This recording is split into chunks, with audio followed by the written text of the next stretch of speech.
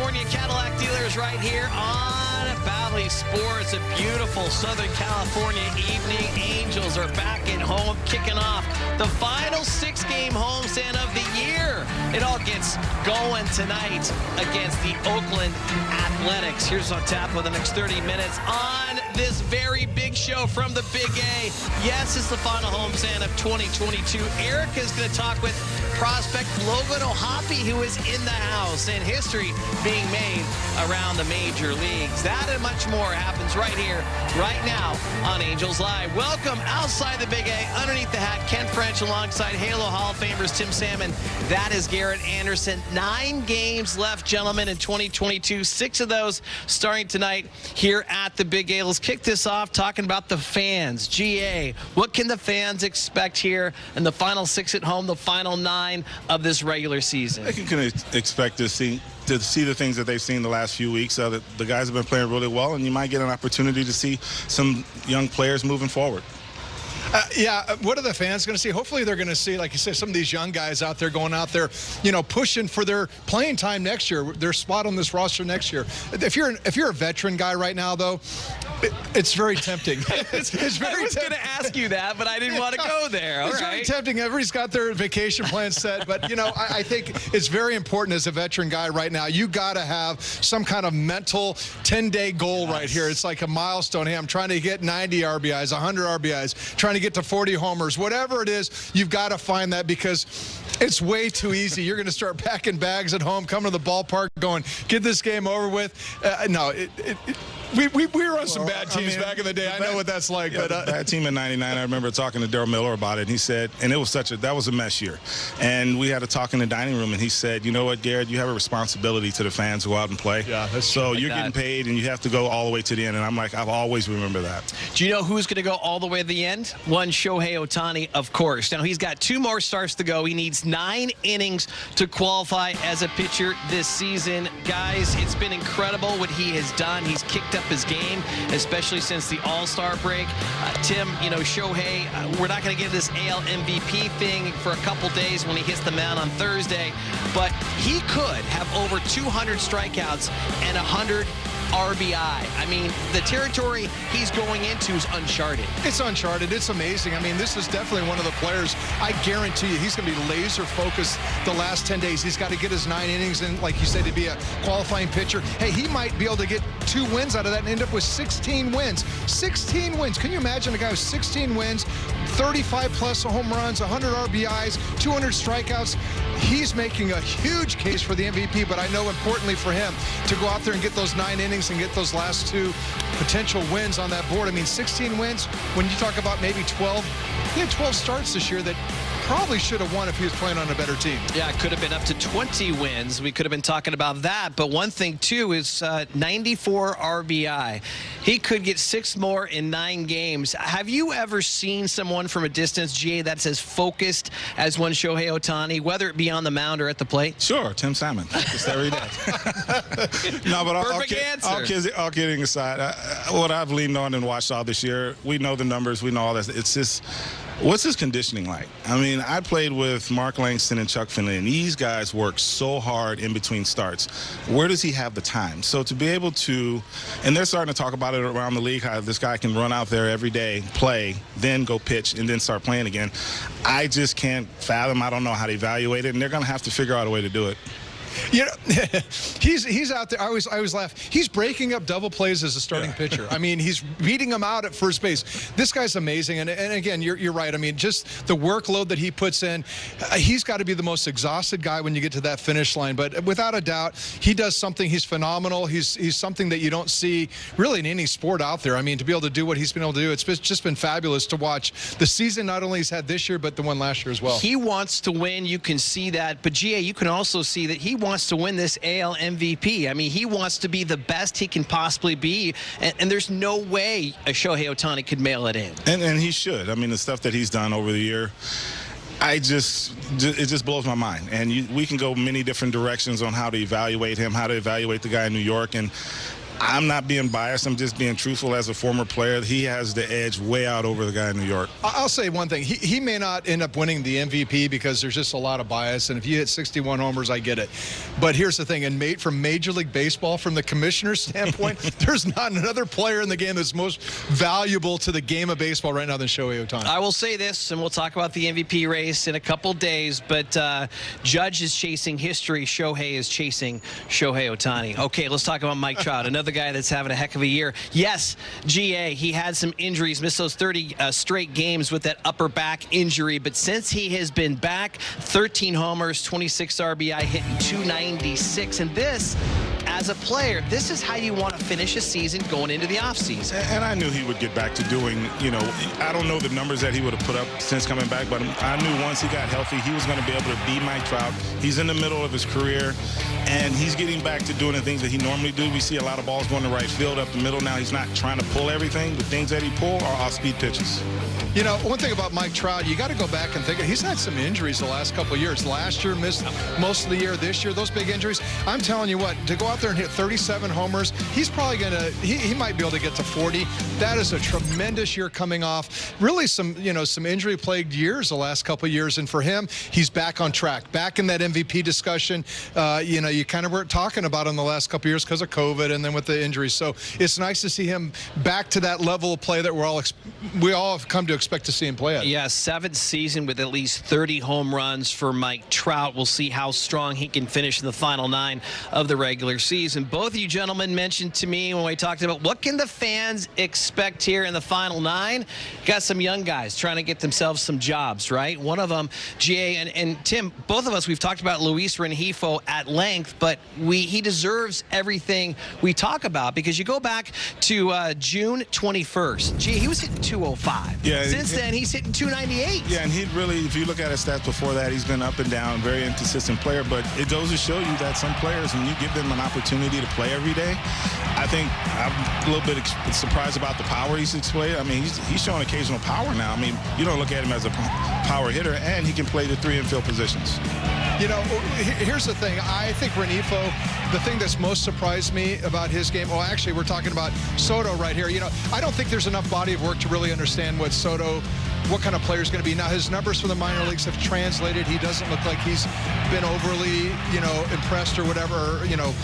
He's done well. But Taylor Ward, to me, this last month has been huge for him. To get off to the start that he had, he hit, 392 in April, 314 in May, and then he had the injury. And he really struggled for 3 months out of the season, 325 this month. This has been a big month for him. He needed this right here to come out like this. But to me, Renifo's the guy that's the most surprised.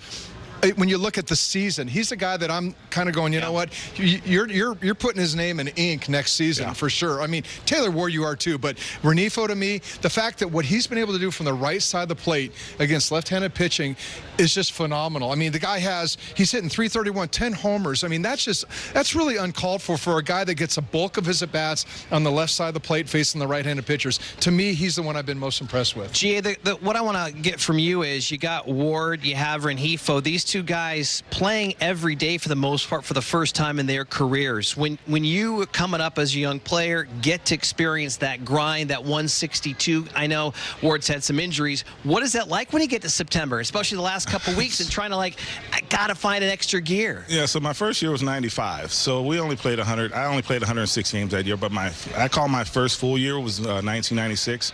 I was done before we got to September. So to get through that month is a huge adjustment. And I salvaged toward the end of that month. Yeah, without a doubt. I mean, it's the first time you've played a full major league schedule, full travel, all that to say. I mean, it is a daunting task for these young players and for these guys that are really getting that opportunity to play every day this year. I think in Taylor Ward's case, what I've really appreciated about him, he's grinded through. I'm sure he's been much more hurt than he's let everybody know. But to be able to finish the season the way he has and feel good about going into the offseason with, hey, I kind of got back on track. I think that's important for him. Yeah, got to learn your body, got to learn how to train, you got to learn how to bounce back from injury, and Taylor Ward has done that this season. As we take a timeout here on Angels Live, coming at you from the Big A, we've talked about some young guys that are trying to show themselves what they can do. One of them, Logan O'Hoppe. We'll hear from him next. A Cadillac. There's a new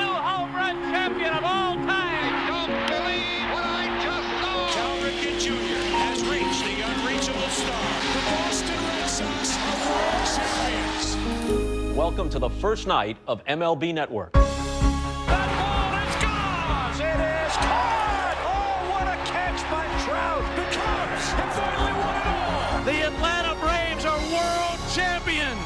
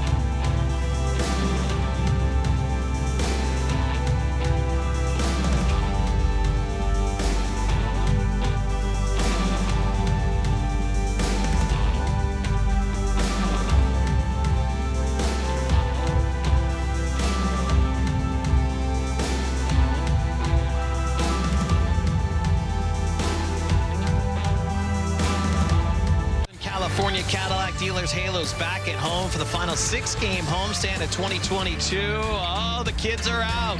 Pens are out. Baseballs are out. Let's get them some autographs. Let's catch a foul ball. That's what I like to see.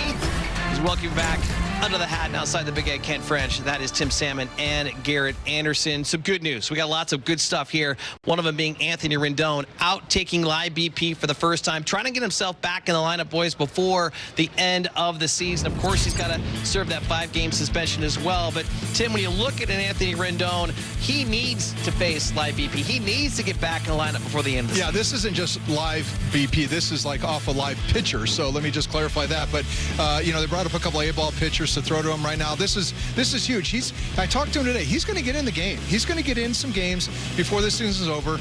Obviously, the part of it is he's going to have to serve his suspension, get that out of the way this year. But for him, he wants to be able to get in there and have those at-bats so he can feel good about going into the offseason, coming from the standpoint of, hey, I'm healthy again. All right, let's have a normal offseason going into next year and be ready to play. But you can see the difference he makes when he's in the lineup. I mean, he's a huge asset to this lineup going forward. Yeah, and you know what? So we got Anthony Rendon coming back, hopefully very, very soon. But, oh, by the way, the Angels' top prospect in the minor leagues is in town. Let's get excited about that. For more, we go inside the Big A. Erica Weston standing by. There's a buzz, Erica. Logan O'Hoppe in the house, and you had a chance to talk with him earlier. Yeah, not just a buzz amongst the fans, with the media, too. We walked in the clubhouse this afternoon, saw that he had a locker inside the Halos clubhouse. He came in from outside into the clubhouse. We were all standing behind him, waiting to talk to him, quietly, patiently waiting for him. I said, I don't want to freak you out, but we're all standing behind you, waiting to talk to you. So, yes, he is officially here. He's on the taxi squad right now. But, man, we are all looking forward to seeing him. And whether or not that comes in the last 8 games after tonight, that remains to be seen. But all he has done since joining the Halos at the trade line acquisition in exchange for Brandon Marsh, he went to the Phillies, of course. All he has done is catch incredible pitching down in Rocket City and mash home runs. 11 home runs in 29 games down with the Double-A club. And he is certainly excited to be here. And we talked to him about getting the call a couple of days ago.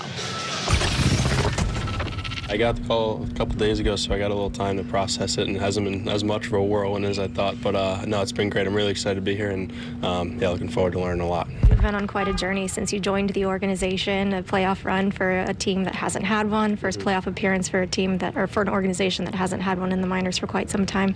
Can you talk a little bit about that experience with the Trash Pandas a little bit? Yeah, it was a dream come true. I mean, I've been wanting to be a part of a group like that for a while, and I got down there, and everyone made me feel welcome right away. And yeah, it was a group I'm going to miss. There was a lot of good guys and a lot of friendships I've been able to form and keep up with now. So it was a great experience, and it was a couple months I won't forget.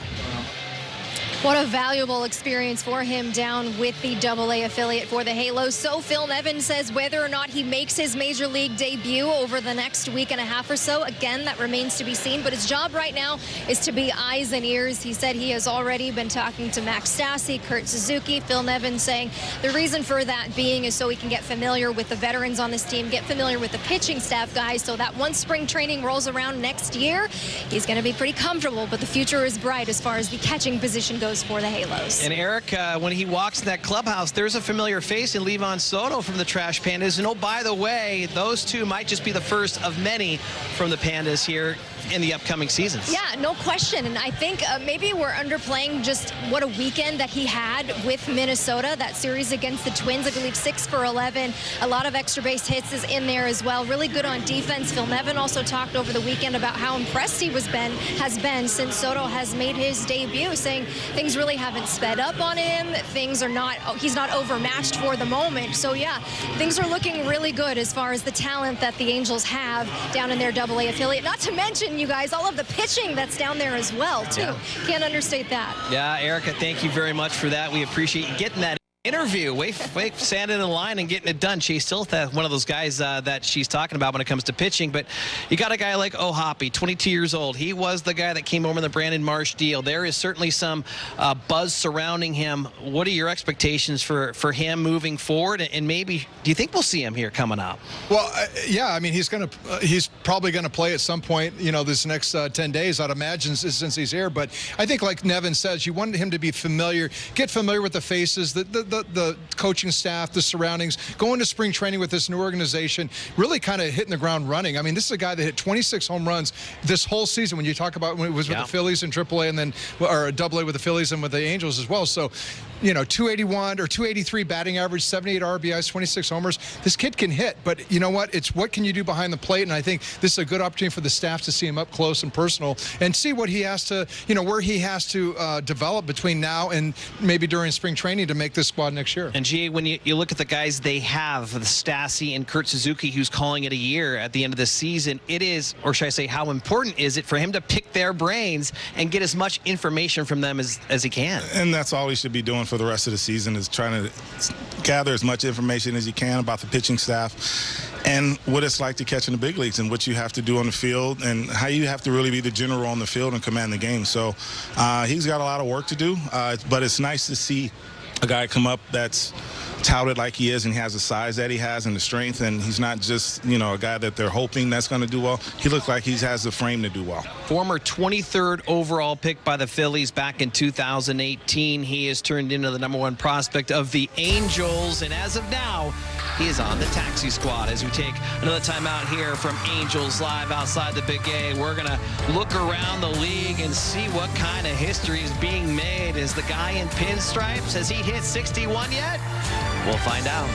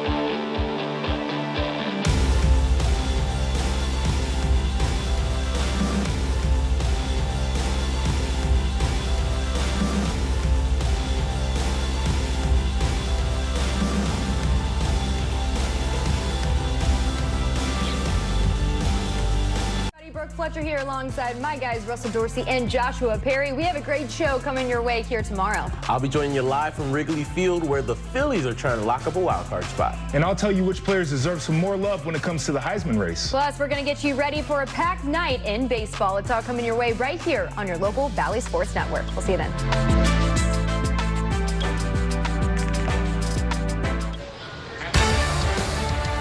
We welcome you back to the Big A as Angels baseball presented by your Southern California Cadillac dealers. Oh, we got a little bit of everybody in town, of course. Young ladies playing the sport. We got gentlemen there waiting for an autograph. You gotta love it. Just everyone fired up to be here on a beautiful Southern California evening, waiting to see their Halos for the final 6 games at home of 2022. As we welcome you back outside, Kent, Tim, and GA with you. Let's talk about Albert Pujols. We saw him here for many years in an Angel uniform, and this is a guy, of course, guys, no denying he is a future Hall of Famer. But Tim, 699 and 700 last Friday night in Los Angeles. I mean, this is a guy who's been absolutely on fire. 15 home runs since the All-Star break, 6 prior to that. This run is unbelievable to watch. It's an unbelievable thing, but I mean, it's Albert Pujols, and that's one thing about Albert is that, don't ever, put limitations on him. He's going to surprise you. He's going to do something much like Shohei. They find a way to become bigger than the game at times and just, rise up to those moments. When I think about Albert Pujols, I think about going into this season, you never imagined that he was going to find a place that he could play 103 games and get 330 at bats. I mean, to do something like this is amazing. The 15 homers you're talking about since the All-Star break, I don't know, has Trout done that? I don't know. I mean, that's what I'm saying. I mean, at his age, after his 22nd season, at 42 years young, I guess, this is just, it's so improbable. I mean, it's such an amazing story to see him doing this. Couldn't be happier for him. I always look at a guy like this, and I love looking at their bubblegum card. Kids, look at the back of a bubblegum card on this guy. 22, it's like this thick, but I mean, all the seasons, right? Check it out. I mean, 14 of those seasons, he hit 40 or more home runs in a season, 7 times, 30 or more times. I mean, it's just amazing when you look at numbers like that. This is a once-in-a-generation type player. It's just, I couldn't be happier. And he's never had a 50 home run season, so everything that you just said, GA, that says longevity, consistency, day in, day out. You know what you're getting from Albert Pujols. Yeah, and that's exactly what I texted him after the home runs. I just told him about his body of work and what he's done over the years, and it's just I totally appreciate it because I know what it takes to do. But you kind of got to go back to the beginning of the season, 130 games, nobody would have guessed it. Maybe a little olive branch from the Cardinals, come back and finish his career there. I mean, I don't think he probably could have done that anywhere else because of, I'm sure, the adrenaline he used all season long. Aaron Judge is at 60, trying to tie Roger Maris's American League record at 61 and hopefully break it at 62. Oh, by the way, we've been checking it, of course, 0 for 1 with 3 walks, Tim. They're not going to pitch to him here. Yeah, by the way, folks, if you're not listening, that was last week. He hasn't got to it. Yeah, you know what? We're looking at it. He's got Baltimore and Toronto. They're playing for something. I mean, they'd be crazy to pitch to this guy in any kind of a situation that, unless the game's out of hand one way or the other. Scoreboard's going to dictate the quality of pitches he sees from here on out. But the good thing going his way, they finish up at home, 4 games against the Texas Rangers. There's good likelihood he's going to get pitched to then. He leads the Triple Crown, all categories. The one, though, he's chasing or hoping to stay ahead of is average. It is, and what he's going to have to do the rest of the season, it kind of reminds me of a couple of years with Barry Bonds that he walked 3-4 times a game and still hit a home run. So that's pretty much what he's going to have to look at the rest of the season. All right, do you think he's going to step out, hit a... No, Barry waited. Make him come to you. All right, let's take our final time out here in Angels Live, coming at you for the Big A. When we do come back, Patrick Sandoval on the hill tonight, trying to get a W against the Oakland A's. We'll talk lineups next. Roberto Clemente, que ha impactado Puerto Rico y el mundo. Esta pieza que estamos haciendo ahora es porque nos impactó la historia de Clemente. Roberto Clemente, one of the outstanding baseball players in the game today. Y no es el deporte, no es la figura, no es los puntos, no es eso, es lo que hizo por la cultura. I always work with the youth in Puerto Rico, and I would like to keep working with the youth, which it means a lot to me.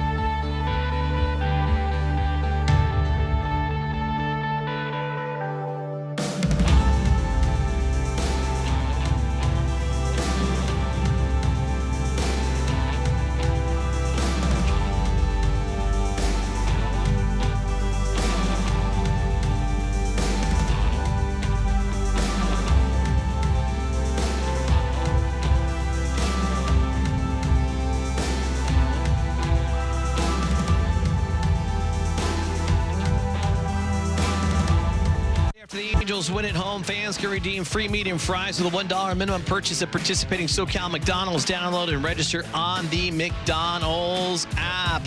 Make your family and your pooch very, very happy. As we take a look at who's on the hill for the Halos here tonight, it is one Patrick Sandoval, 26 start, 13th at home. And oh, by the way, Tim, last night he's got an ERA of just over 2. What a way to finish the season. Well, he's just doing a fantastic job this year. I mean, I think when you think of the fact that I think 19 out of 24 starts he's given up 2 runs or less, something to that effect. I mean, he's just done a fantastic job. That changeup he throws, just amazing. I mean, he's really one of the top pitchers in the game. I think number 2 in the league as far as throwing that changeup with a whiff rate. So he's done a great job with that. How aggressive does he need to be tonight against these A's? He just needs to be himself. A lot of maturity and a lot of growth this season. So I look for him to have a great start tonight. All right, it's about time for game 1 of this 3-game set against the Oakland Athletics. It is Patrick O'Neill, Mark Gubiza, Erica Weston with the calls. Get ready. Angels, A's coming at you next from the Big A. A brief moment was all Roberto Clemente ever needed. He displayed incredible talent as a World Series champion, MVP, and 15-time All-Star. He fought injustice and helped those in need throughout his life of service. And he inspired generations of players and fans over the past 50 years to make a difference in their communities. Roberto Clemente changed baseball forever, ensuring his brief moment remains eternal.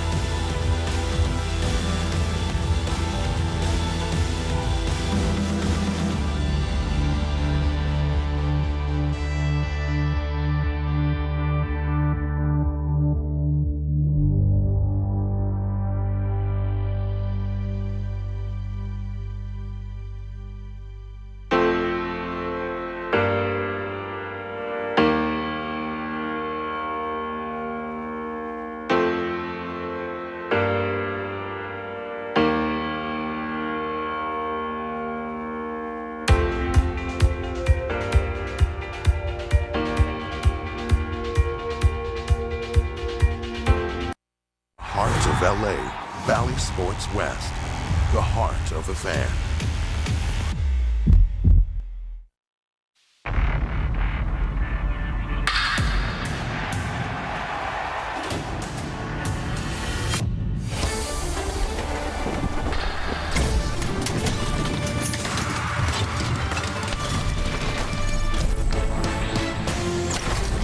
Bally Sports presents Angels Baseball. And we made it back from the beach just in time for the ball game. It's the Angels and the Oakland A's. 9 games remain. The final 6 right here at Angels Stadium. Can't wait to finish strong with Mark Gubicza, Patrick O'Neill. So 6 remain here at the Big A. And from what we've seen this year, a chance for fans to get here and see something special. Yeah, I mean, you got Shohei Ohtani pitching at home here on Thursday, too, swinging the bat. What he's putting up some spectacular numbers so far for Shohei Ohtani. 14 wins, 200-plus strikeouts, an ERA under 2.5. Swinging the bat, we know what he's doing. 271, 34 with 93 RBIs. Doing everything possible, being that conversation for MVP of the American League. I love the fact that he's got it working on the mound, just dominating. And speaking of dominating, Mike Trout has been on one of those magical rolls he's on right now since August 19th.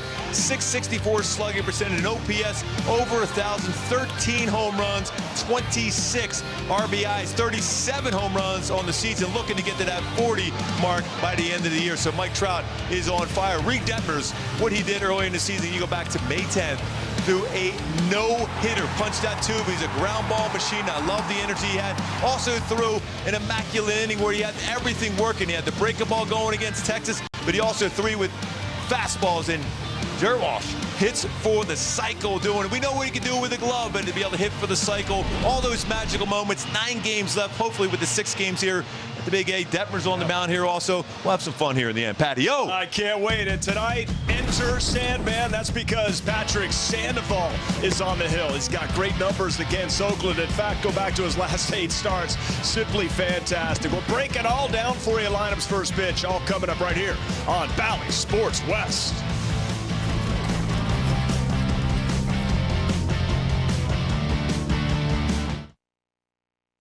Nos impactó la historia de Clemente, lo que hizo por la cultura. Trabajaba en la noche, estudiaba en la mañana y entrenaba en las tardes. Así era, por decir, todo mi día, todos los días. منو باشه که اسکنش چوباتو لکو به بیتو باشکو.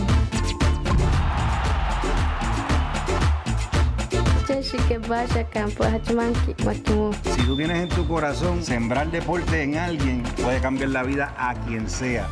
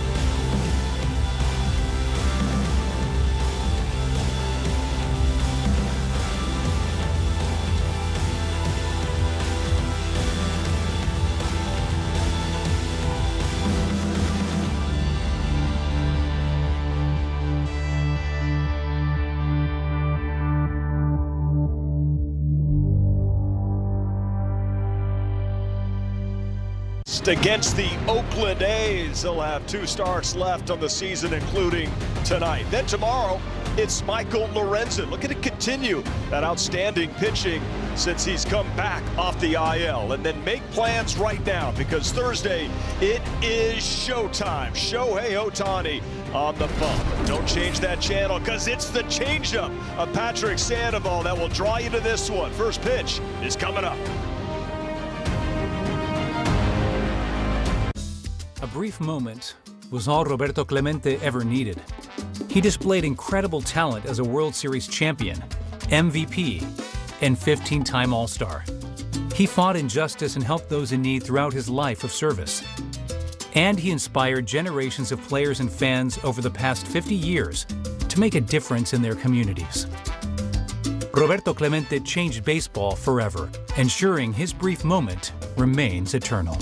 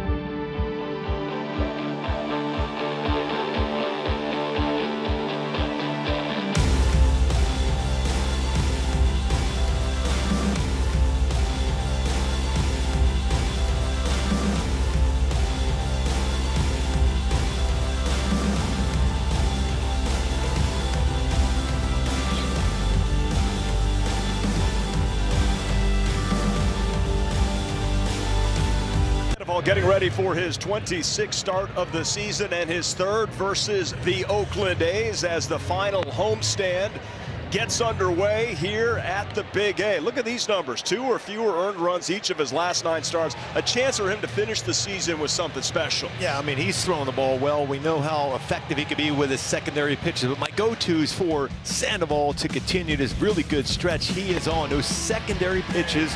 4 strikeouts, 126 with his secondary pitches, but he's got to get those quick outs on his fastball. That'll give him a chance to be in deeper in the ballgame to pick up a W. You know the ERA is very good, but you want those W's on that ledger too as a starting pitcher. All right, so let's take a look at the lineup that Sandoval is going to face today. It is Jonah Bride, then Dermis Garcia, Sean Murphy, Chad Pinder, Seth Brown is having a great year, Jordan Diaz, Shea Langoliers is DHing, Christian Pache in center, and Nick Allen hitting 9th and playing shortstop. That's a perfect night for baseball. Great to have you with us, and we are underway. Ball 1.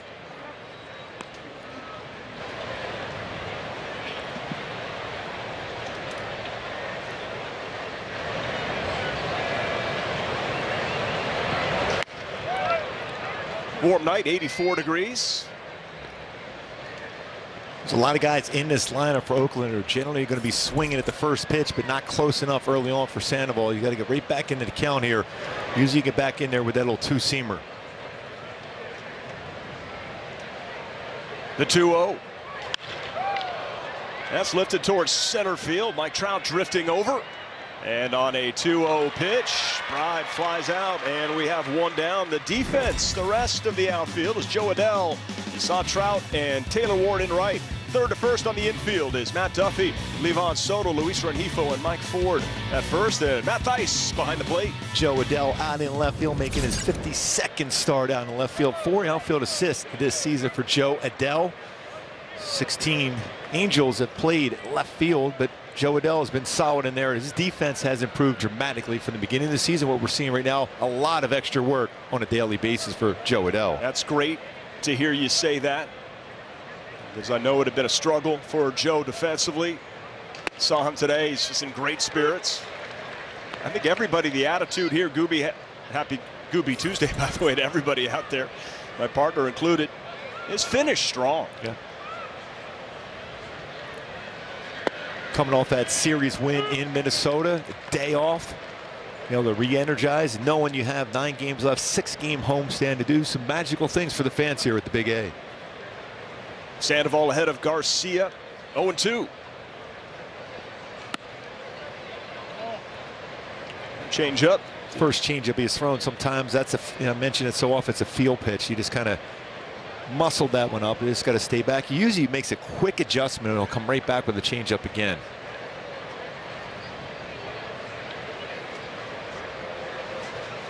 Oh, in there, and a beauty, the slider for his first K of the night, 2 down.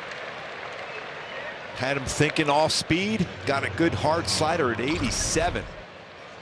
So those breaking balls and changeups, how many strikeouts he'll get. That's 57 strikeouts with his slider this season. We know how good and how effective his changeup is as far as strikeouts. That's a good slider. 142 strikeouts on the season for Sandoval. Career highs across the board. Wins and strikeouts. And there's 2 down. And it's the catcher, Sean Murphy. He's always aggressive on the first pitch, and he's got some pretty good power numbers on the first pitch, Sean Murphy. Remember him even way back. It feels like we haven't played the A's in quite some time, but he's a guy with some power on first pitch when he puts that in play.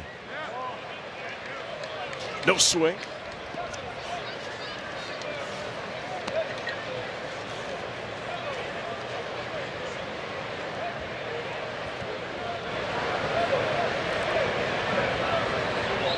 Oakland A's have already lost this season series to the Angels, 4-9, or vice versa. Angels 9-4, but 3-3 here at the Big A.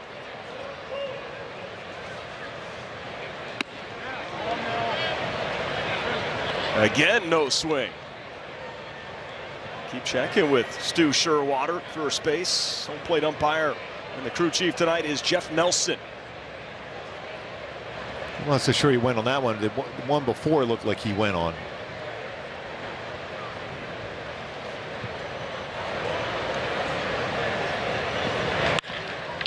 Soft contact handled by Soto. 3 up, 3 down. Good start for Sandoval. Here come the big bats of the Halos.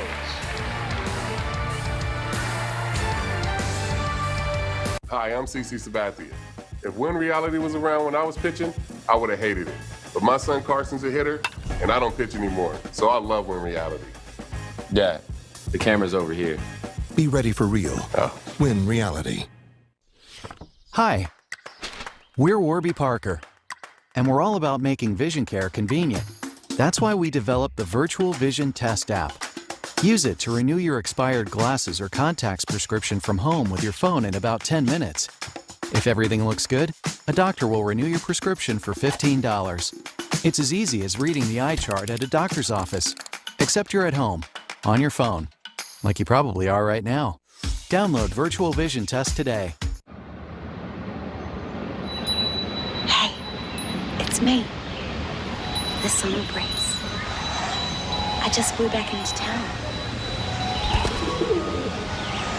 Let's get outside.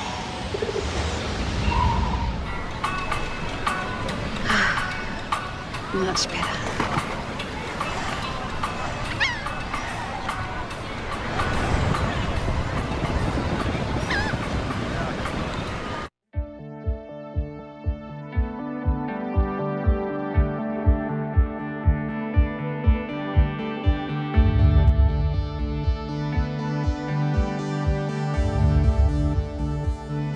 For the Angels, batting order is some of the best in baseball. Look at these names, and red hot at home: Rengifo, Trout, Ohtani, and Ward.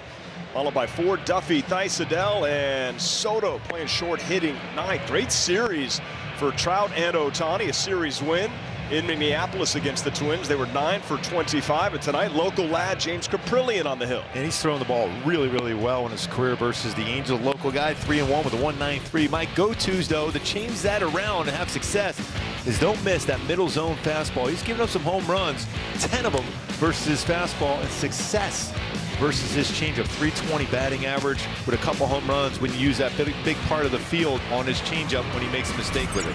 His slider is really good. Let's take a look at the defense behind Kaprielian. Here tonight, Seth Brown, Christian Pache, Chad Pinder is the A's outfield. Infield, third to first, Jonah Bride, Nick Allen, Jordan Diaz, Dermis Garcia, and catching is Sean Murphy. Pache out in center field. He can cover a lot of ground. He's one of the best in the game as far as defensive runs saved, third amongst AL center fielders with 5 defensive runs saved. And also he's got 1 outfield assist in center, but he can go get a baseball in center. Remember him even when his days with Atlanta, how good he was defensively. Yeah, he was a big trade chip. That Olsen deal with the Braves. The bat has let Pache down a bit this season. Rengifo is going to lead off. Foul back last start for Kaprielian, picked up a W against Seattle, went 7. And that snapped a streak of 34 consecutive starts of 6 innings or fewer. For Kaprielian, Beckman High School, and UCLA. Not a lot of real good numbers offensively against him. Anybody in the lineup here tonight. It's right up the middle. And Allen has it and throws out Rengifo for out number 1, bringing up Mike Trout. What a September for Mike Trout. And he's got 9 homers in the month. And then you talked about those numbers since he came back off the IL. It's unreal how good he has been. I mean, every baseball has been hit on the line, hit in the air, and hit hard for Trout. He's 3 home runs away from a 40 home run season, considering how many games he has missed this year. What an outstanding season. He's going to pile up those numbers by the end. Congratulations, by the way, for Trout playing in game number 1400 here tonight with a career slash line of 303, 415, and 586 with 347 home runs. Let that sink in. Let's remember Kaprielian over the years against the Angels, he's been successful. He pitches away very, very well. First time that Mike Trout has faced James Kaprielian.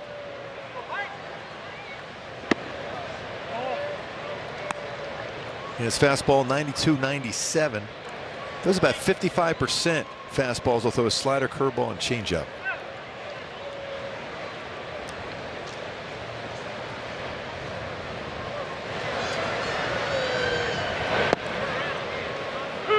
And our Hyundai key for the game today. Little glass animals going heat waves on a hot day. You got to sit on the heater. The fastball to drive it should carry very well on a warm night tonight, especially if you can square up that heater from Kaprielian. The 1-2. Just fouled at the plate. Trout stays alive. That was his changeup. A couple pitches that Kaprielian throw that Trout is not facing. You mentioned that, Patrick. Sinker, changeup. 2 pitches that Trout hits very, very well. It's a matter of getting a read out of the hand of Kaprielian for Trout and these Angels hitters here tonight. 37 homers for Mike Trout. And they check, no swing, 2-2. Just want to get it out of the way. I haven't come across a superstar in any sport that I have covered that has taken more time with the fans to sign autographs, kids up and down the line, than this man, number 27, the future Hall of Famer Mike Trout. I say that, of course. Oh, they got him looking. Ball's off the plate. Sure was.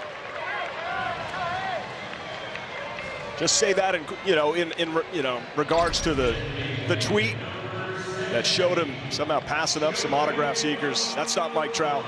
And Trout knows the strike zone really well. I mean, he saw that off the plate from the get-go and was off the plate the entire time. 2 down for Kaprielian and the A's, brings up Shohei Ohtani. 11-game hitting streak right here for Shohei, which ties a career high.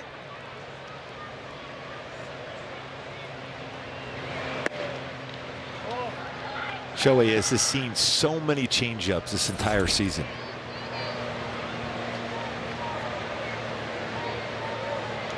9 games remaining. Can he get to another 100 RBI season?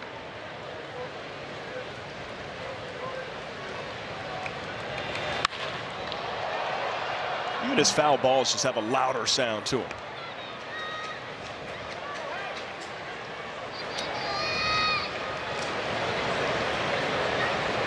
So we start him off with a changeup.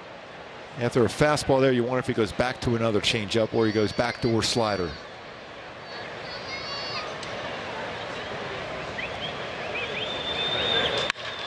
That is absolutely drilled. Ohtani off the wall. Just missed another home run, which would have been number 35, but he'll cruise into second with a double. Number 29 on the season. And you know that baseball, Pache covers a lot of ground. He didn't even move. He realized that ball was crushed. So he went sinker away, and that balance he has in his hands through the baseball, and he absolutely crushes it. 109.3 miles per hour off the wall, left center. That's some sound. That is some sound.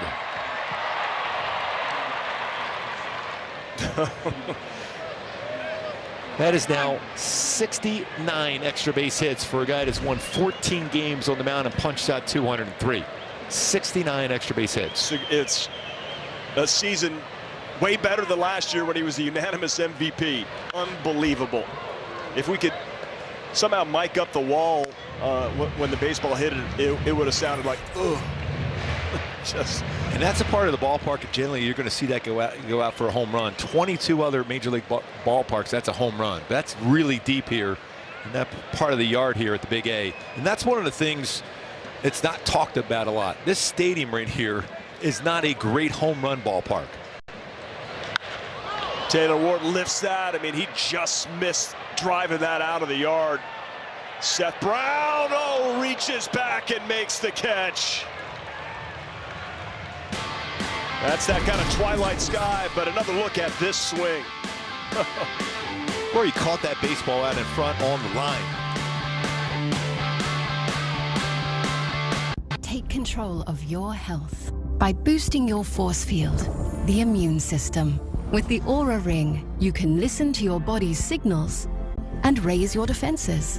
Aura tells you when your temperature is higher than normal, how to improve your sleep, or if your heart rate shows signs of stress, so you can decide to push yourself or to lie low. Live smarter, stronger, healthier with the Aura Ring. Aura.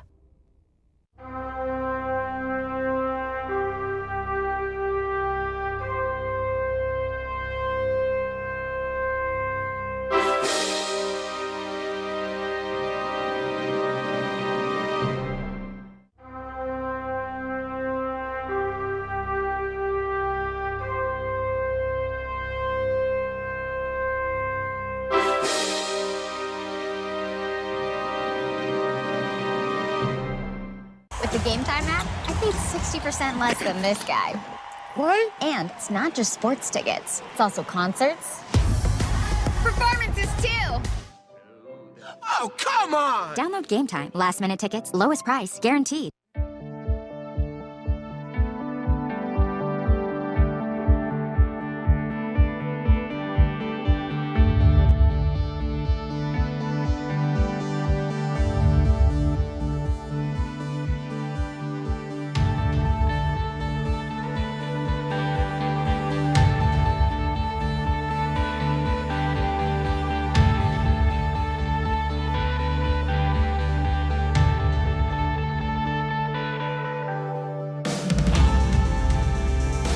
Begin their final homestand of the regular season. Quite a day, though, for the #1 prospect in the Halos organization, catcher Logan O'Hoppe, who is officially here with the big club today. He's on the taxi squad, however, so whether we see him in one of these last few games, that remains to be seen. But we did have a chance to talk to him before the game today, and he called that opportunity with the Trash Pandas, who, by the way, great run to them. Congratulations to them. He called it a dream come true, though. He said he's been wanting to be a part of a group like that for quite some time. He said as soon as he got down there, everybody made him feel welcome right away. And it was a couple months that he couldn't forget. But he is ready, you guys, to take the next step and make that jump. He's been picking everybody's brains. He's already been bugging Max Stassi a bunch. He says he hopes he's not bugged by him too much. But Phil Nevin says right now his job is to be eyes and ears. Get him comfortable with the veterans and Kurt Suzuki, Max Stassi, get comfortable with the pitching staff so that once spring training comes around, he'll know the staff, be comfortable, and hit the ground running. But he also said hitting down with the Trash Pandas became contagious. 11 home runs in 29 games for O'Hoppe when he joined them. The future is bright.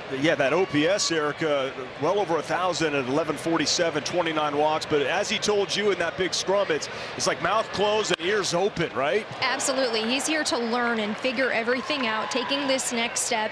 And he's got the couple of great guys around him in Stassi and Suzuki. I know we talked a lot about how much Theis has been absorbing everything they have to say, but the same can be said for O'Hoppe, who is just so incredibly excited to be here officially again on the taxi squad. But he's here. Yep. It's like, thank you, Erica. It's like Stassi had a little puppy dog following him around. Yeah, I mean, that's great when you have Max Stassi and Kurt Suzuki just to sit around and talk to during the course of a game or during batting practice. How you set up hitters well. How do you read, the footwork of hitters at the plate? What are they looking for? You see their hands. Just reading all those different things to help your pitching staff out. That's going to be huge for him. You see Suzuki right there. And Stassi was being so generous, of course, with his time, willing to help. Inside to Seth Brown, who's having a career year. You saw Pinder with the leadoff single. Brown with the 25 homers, 26 doubles, 2 triples. Also has 9 stolen bases. Looking to go 25, 25, 10. Early on, struggling with first pitch strikes for Patrick Sandoval. Just 2 first pitch strikes and 5 batters faced. That's what happened with Pinder. Upstairs with the slider, swing and a miss, 1-1. Pinder was just 1 for 9 in his career versus Sandoval, but when you're 2-0, those numbers will increase because you just sit on a pitch against them.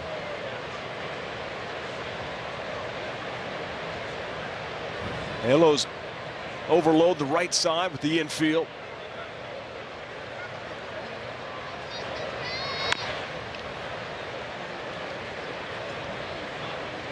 So he's tried a couple fastballs in this sequence. Remember, Mark Hotze earlier in the season said Patrick Sandoval was one of the best left-handers in the game. We saw him up in Oakland. It's a good matchup here with Brown and Sandoval, because Hotze's gone on record to say that Seth Brown, he's got it figured out. He does not have a player that works harder than this guy. Can play infield, outfield, and somebody for the A's to build around. It's been a tough year. They have 97 losses. And Sandoval realized he got away with that one, and he reacted. He knows. There was a slider that backed up on the inner half against a powerful left-handed batter. That's a danger spot. See how quickly that adjustment is made now for Sandoval.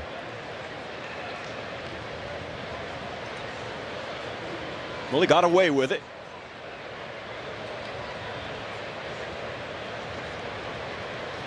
Nobody out here, top of the second, no score. Ohtani missed a home run by about a foot. Put a dent in the wall. That one is hit well to center field.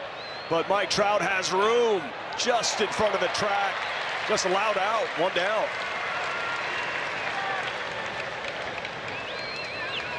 Even on a warm night, didn't exactly square that one up.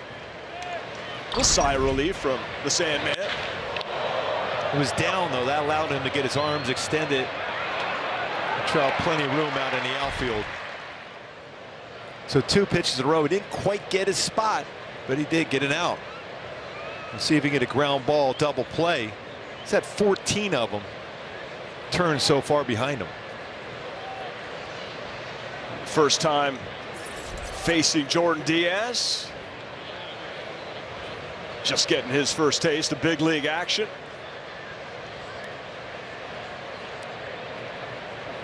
As a team, the Oakland A's hitting .217. That would go down in history as a franchise low. Batting average down across Major League Baseball, and there's going to be a knock.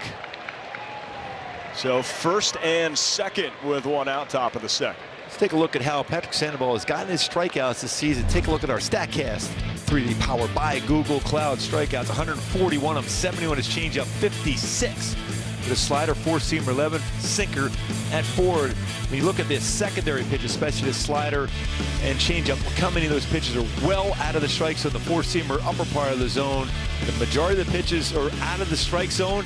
He's got a few strikeouts in zone, but a lot of chases well out of the strike zone. He's got some stress already with a couple hits. That break a ball more of the plate than he wanted to. But still, you're one pitch away from going back into that dugout. His first look at Shea Langoliers. Just recall August 16th from AAA Las Vegas. I think a changeup should be really good against him. Especially establish the fastball. Now you're going to try to get that changeup, but you got to keep it down. Get him out in front, see if you get him hit it towards the end of the bat and hit it on the ground.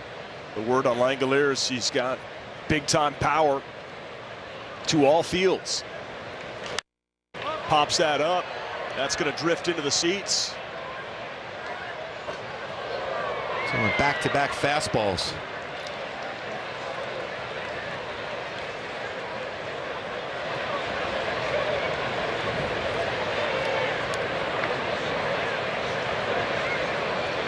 It's been a great run to close out here 2022 for Mission Viejo native Patrick Sandoval.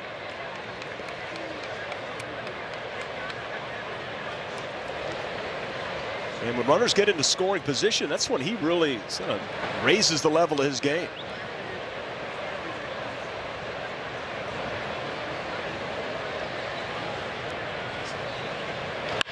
There's a ground ball, and that's going to be gloved by Soto. Long throw, so bases are going to be loaded. Infield single there for Langoliers. Soft contact, just right in the hole. I mean, it's that close to being heading any double play. It's good play, though, by Soto. It prevents the run from scoring. Now you have a guy, remember, at the plate here, hits a lot of baseballs on the ground. Good speed, but a lot of ground balls.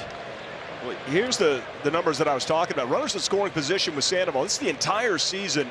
So when he locks it in, similar to what Shohei Ohtani could accomplish, a 196 batting average. But with a runner on first, it's up to 295, and we did see that'll probably go up. Probably it will with the single by Jordan Diaz. Early stress. Especially when you know you're going against Kaprielian, who's thrown the ball very well against the Angels. This is a big batter here now. And he hits the ball on the ground quite a bit. That's Christian Pache.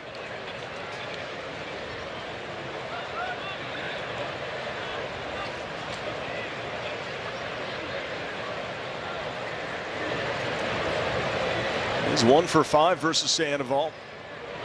First pitch, catches the corner. Nice spot on the slider. 0-1.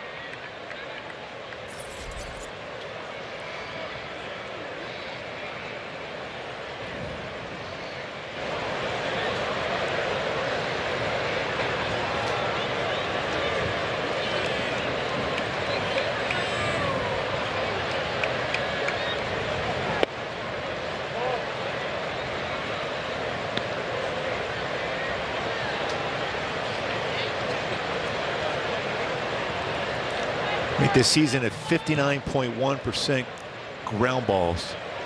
So this is a time where you would love to see a ground ball at an infielder.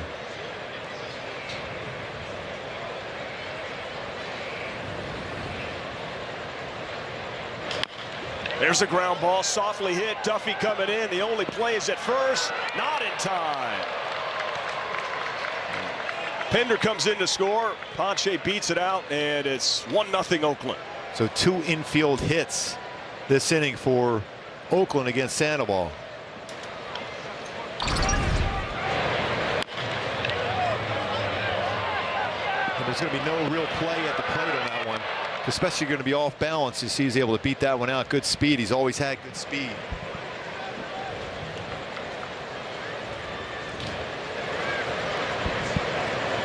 When Duffy gloved it, you know, Pinder still had a couple of lengths to get to home plate. The play is always first base early in the game. I think because of it's going to be an off balance throw. So you got to throw across your body to make that throw, and it's going to have to be a quick one, especially he's running down right on that inside part of the chalk line going down towards home. You want to try to get the out of first to prevent a big inning. Nick Allen, who's the number 9 hitter, takes ball 1. All your mindset is now for Sandoval is limit damage here, trust your offense.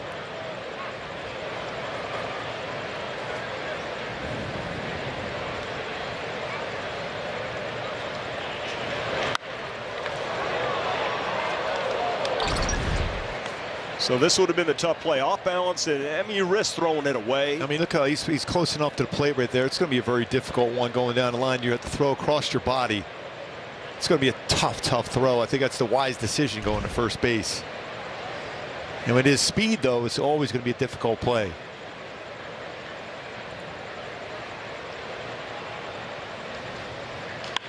Oh, that one is hit pretty well out to left field. Long run off the wall. Joe Adell feels it. And that's going to score 2. That runner was being held up by the third base coach. And Pache ran right through the stop sign. And he is out at the plate. And there was a path to the plate. That throw took Theis right at the runner, Pache coming in. I'm sure that's what Kotze is going to come out to say right now. Was there a path for him to the plate? But the throw took him in that direction.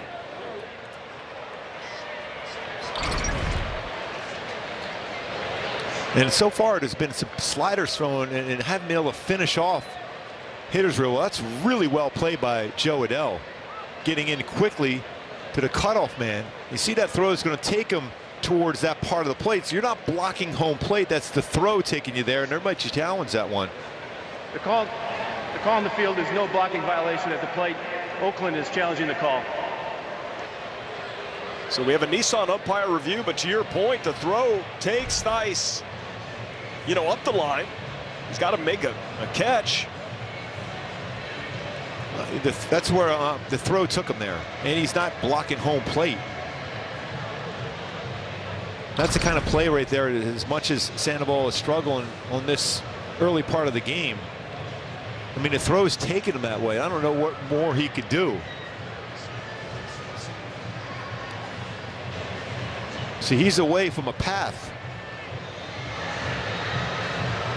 You can go to that baseball and make that play, but you can't stand there at home plate and block it before the throw is there. That throw is taking him in that direction. I don't see how this could be overturned. Pache had made up his mind he was going to score from first base. Darren Bush, third base. After review, there is no blocking violation on the plate. The out call is confirmed. Oakland will lose this challenge.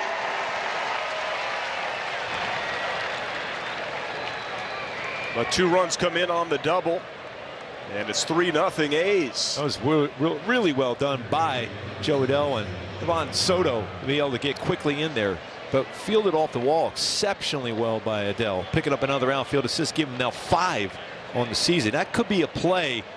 If we look back in this ball game, that play right there could be the difference of winning or losing this game. Not only a run scores, but there'll still only be 1 out. And that was also right in the middle of the wall. Another one that was close to leaving the yard. That would have been a grand slam, but 2 runs do come in. Here comes the Bride, Jonah Bride.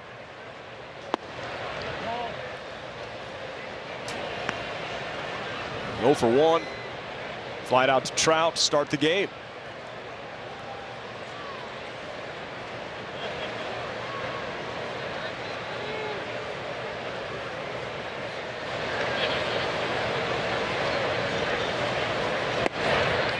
Off the plate, 2-0.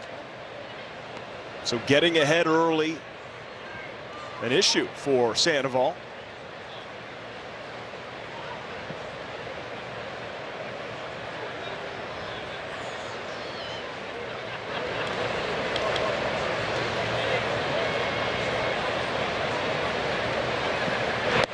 (3-0).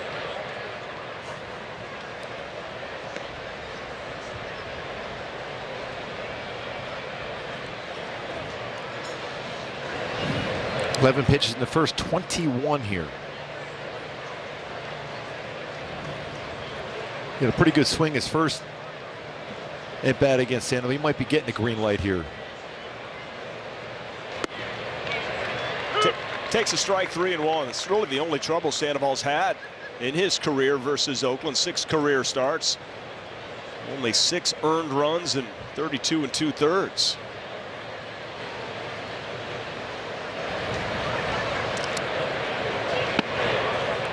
And that's a walk. So far early in this game, the slider has not been as crisp for Sandoval. All 4 hits have been versus his slider. That's a 3-1 slider out of the zone. Arsenal, the 4-seamer and the slider, both at right around 40%. And the changeup and the sinker. Pitching coach Matt Wise with a quick word.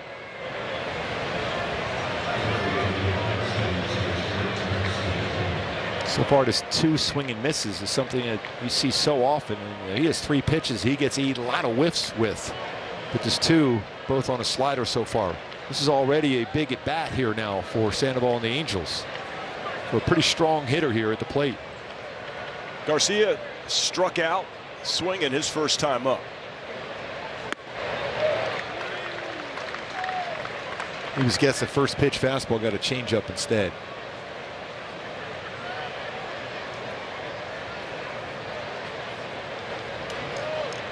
Certainly not how Sandoval visualized this game. Starting, he's going to have to grind.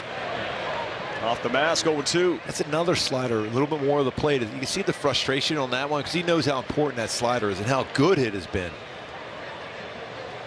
You look at the batting average versus that 190, 56 strikeouts, a whiff percentage just under 34%. That being said, get through this inning.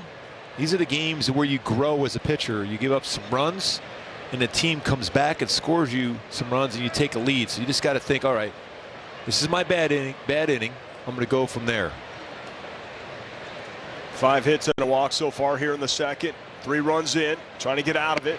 Off the plate, 1-2. So he immediately checks his hand after, missing on the changeup. Is it looking at sweat? Sweat, more than likely. Yep. It's a warm night. Warm all afternoon.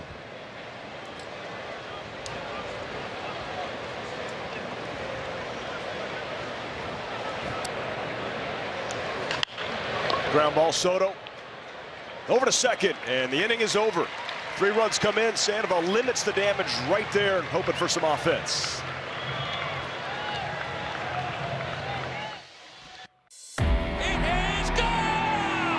Every time he steps up to the plate, goes into his windup, or runs one down. He caught it! Oh, you won't see a better one than that! He competes not only against the other team, but against the toughest adversary, himself. MLB Tonight, where the best outdo their best on MLB Network. Today, I consider myself the luckiest man on the face of the earth. Jackie Robinson searching home run into the left field stands. Here comes Roger Maris. There's a new home run champion of all time. I don't believe what I just saw. Cal Ripken Jr. has reached the unreachable star. This crowd on its feet and in unison. This one has a chance. Home run! Mike Piazza!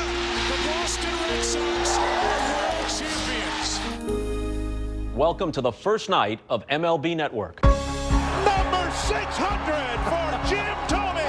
That ball is gone. 106. That would be a new record. It is caught.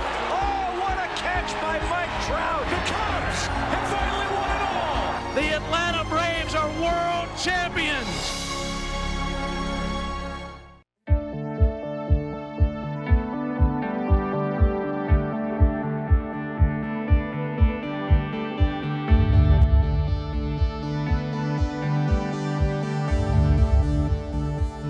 Sandoval needing to use his competitiveness to an advantage. Well, now he needs to find a way to use some adversity to his advantage. Yeah, and I think I love that conversation right there. Patrick Sandoval, he knew, first of all, It was nearly a grand slam against him. A nice defensive play by Joe Adell to Ivan Soto.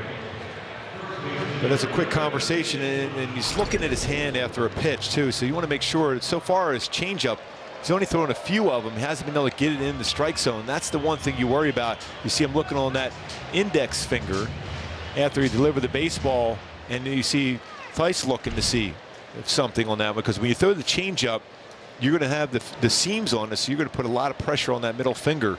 You would think at this point of the year that wouldn't really be an issue. Something to do with the getting a proper grip. Yeah, I would assume. And a changeup is such a big pitch for Sandoval. He hasn't thrown a lot of them, and a couple of them been out of the strike zone. So that's a field pitch. Keep an eye on that one going forward as far as how is he be able to do. Just 7 changeups thrown. For a person that throws quite a few of them and very successful throwing his changeup. And also, as you mentioned, James Kaprielian has really good numbers against the Angels. Like some of the best against any team he's ever faced. I don't know, maybe he's from Irvine. That one's absolutely drilled, and that's a gapper. And that gets to the wall. So that's going to be, he's got to hustle. He's in there. Nice play out there in the outfield to get it in quickly, but Ford's in there. Well, they can look in there for all the challenges they want. There's no challenge anymore for Oakland after losing the challenge in the first. That baseball was crushed. That looked like it was a changeup, and he was on it. The ball was rocketed. Double for Mike Ford.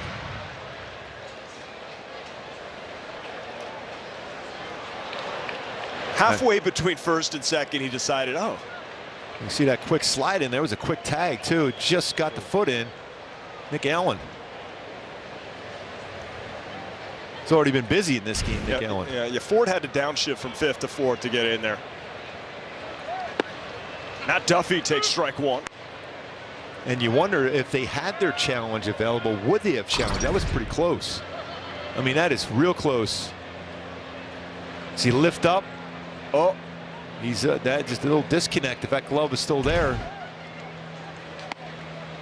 And we were both wondering, like, really, are they going to challenge that play at the plate? Because the throw took the catcher there, Matt Theis.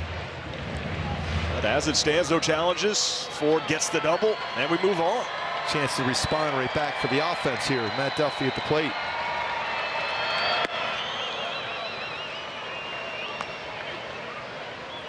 I mean, you would know. You think you're a pitcher, and just one run, one little bit of offense would give you a little juice to get back out there in the third.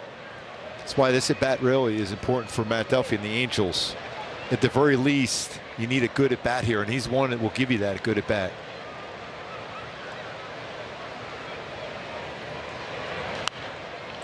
He's trying to go up the middle the other way, and Kaprielian's trying to stay in on his hands. If his contact, he wants that ground ball to the left side of the infield.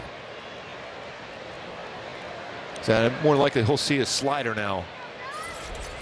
It's a good slider. Kaprielian, 5 appearances versus the Angels, 3-1, but even better here at the Big A, 2-0 with a 1.59 ERA. Feels like Kaprielian and Urban always pitch here at the Big A. Local lads, always here. Urban's going to be going against Shohei Ohtani on Thursday. And Mike Trout is going to be mic'd up for us on Thursday with Ohtani on the bump. That is appointment viewing, ladies and gentlemen. Mike Trout sat with you, Little Gooby Tuesday, and also, can I say it? Yeah. You had Shohei Ohtani for a Gooby Tuesday. You wore him down, and we're going to have that for our audience in our final Gooby Tuesday next week. Cannot wait. That was awesome. Already trending in Japan. Hands blowing up. There, that's what he needed to do. Opposite way, he dumps it in there to right field. First and third, single for Matt Duffy. Throughout the entire at bat, that's all he was trying to do. That's another base hit on a changeup, by the way, against Kaprielian. All he was trying to do was make sure at the very least he's hitting the ball that side of the field. Even fastballs in, he was going inside out, going that way. Changeup. keeps his hands back and just punches it out at the right because he was thinking that all the way through. If you're trying to pull that changeup, you're in trouble. And with no outs, you don't want to take that shot. Pinder's got a pretty good throwing arm out in right field. You want to make sure. Mickey Moniak liking that one for Matt Duffy. It looked like Ford wanted to keep on trucking home, but wise by Gallego to keep him right there and gives Matt Thaiss a chance. Runners at the corners, nobody out.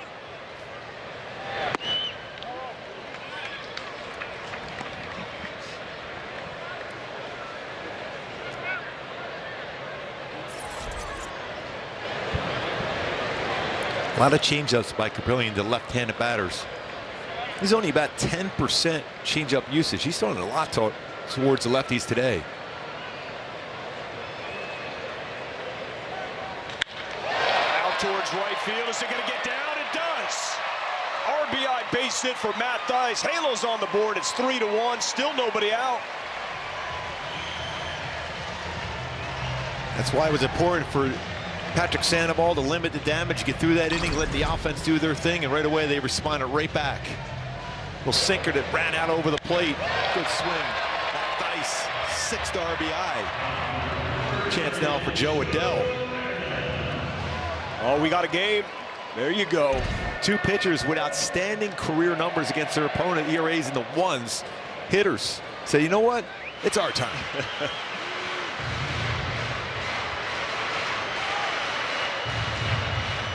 A pretty good crowd on hand here. Final homestand. 6 left here at the Big A. 3 with Oakland, 3 with Texas, and then finish up back in NoCal versus the Oakland A's. Here's Joe Adell.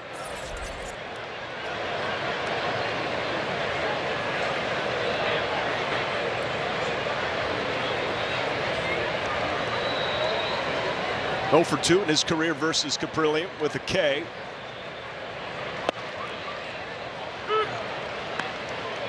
Slider kind of backed up and it gets the inside corner.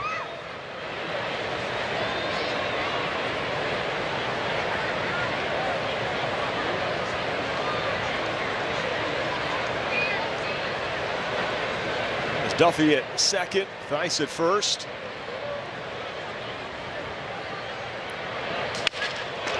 Soft contact. Allen comes in, throws on the run. That's a good play.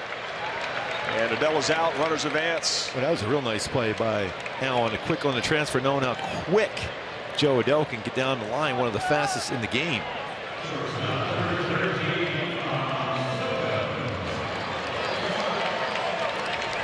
Well, the batters now, Livan Soto. 9 games, 9 hits to start his MLB career. Nice series there in Minneapolis against the Twins. Multiple hit efforts in all 3 games.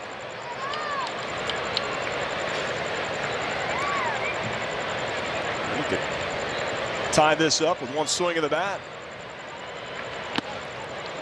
How quick was that transfer by Nick Allen? Joe Adell got down the line 30.9 feet per second. The lead speed is 30.0. That's how quick that transfer and throw by Allen on that one. Transfer 0.8 seconds on the transfer to first. Needed it all to get Adell at first. Elite on both ends. Out towards right field. Hit pretty well. Livan Soto, is it enough? Oh no, caught at the wall, but it's going to drive in a run. Chad Pinder goes back, makes the play. It's 3-2. RBI for Soto, and he almost gave the Halos the lead. Baseball has kept carrying, and Pinder ran that one down. Not expecting that kind of power from Soto. And right in front of the wall. Just like that, right back in business. 2-run score, nice at bat, nice job. Really, when you go back to what we saw even in Minnesota, some really good hits going the other way. You saw Matt Duffy with what he was trying to do at the plate, got the job done. Base hit the right, and then that sac fly there by Soto. No, I mean, you don't need a strikeout there. You need a productive out. He got it done. Picks up his 5th ribby and gives Rengifo a chance with a runner in scoring position.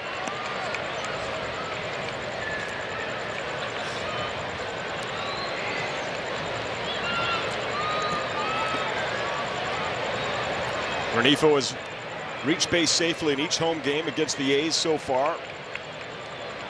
A couple of doubles, a homer, and 3 runs driven in. 2-0.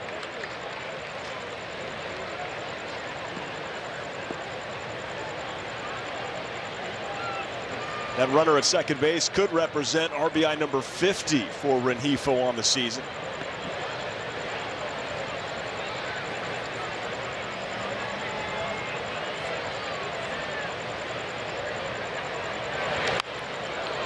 Yeah, you're thinking at home, looking, does Matt Thaiss tag up and go to third on that one? Because that ball was hit deep right center. More than likely, because that way you could score on a wild pitch. And it's a little different for a pitcher who throws a lot of sliders. The guy on second is compared to third. You see those numbers at OPS in September at home. The names he's on the list with. Yeah. Judge, Alvarez, Garcia, and Trout. And there's our guy Rengifo, right in the thick of things in September. See what he gets here, 3-1.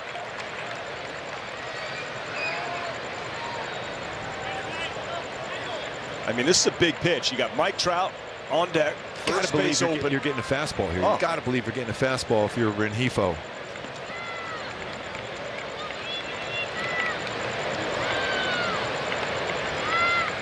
You would expect it. The 3-1. Out to center field. Is that going to get down? It does. The throw to the plate, not in time. Rengifo is into second base, and there it is, RBI number 50, and we're all squared 3 apiece. Attaboy, Louis. Those numbers, the OPS at home in September. Put himself in a good, comfortable count to look for a fastball, and he got it. Knowing the Trout's on deck. Pache getting in front of him, and that's a strong throwing arm. But just up the line. Now's that tying run to come to the plate. Just like that, respond back for 3, and Trout a chance to give the Halos a lead with Shohei Ohtani waiting and hoping with some runners on base to do some damage. Rengifo has had a heck of a September, but since August 19th, this man, Mike Trout, on a tear.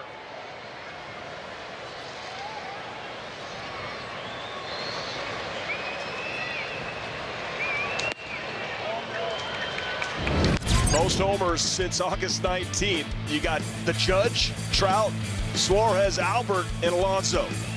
Well, Alonso hit a home run today. He's got 40 on the season himself. Trout is 3 away from 40 on the season. Polar Bear just set a Mets record, franchise record for RBIs. Passing Piazza, what a season.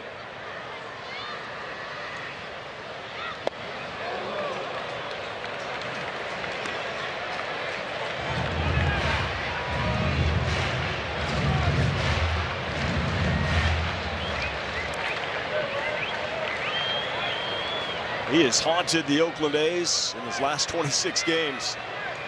Haunts everybody.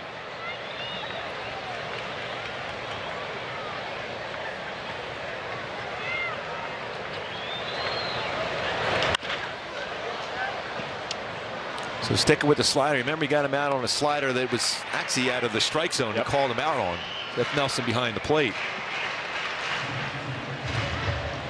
I mentioned the slash line for Mike. 1400th game here tonight.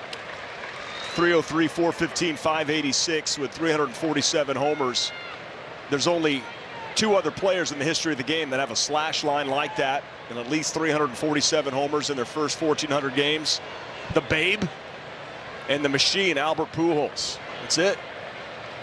It's a pretty good name. Yeah.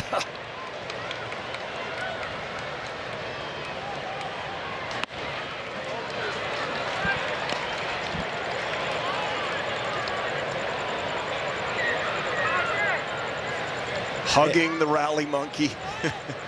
Everyone's ready for some potential history here with Trout swinging the bat. They are absolutely locked in. Here's the 2-2. Count runs full.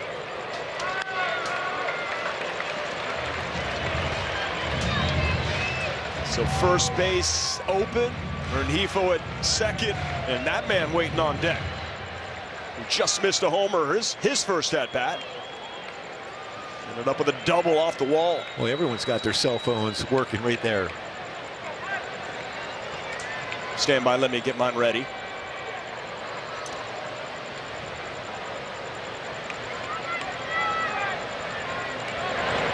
Wow. Just out in front of that changeup. Upper tank. I'm pretty sure you were comfortable saying, I don't think I'm going to see a baseball there tonight. That's why it clanked off somebody's hand. Changeup he threw. Now I got to believe Kaprielian's going to try a fastball.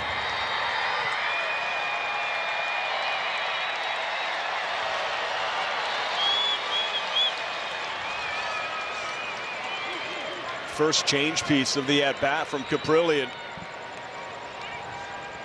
Let's see, go-to here. 3-2 once again. Fought off a pretty tough slider.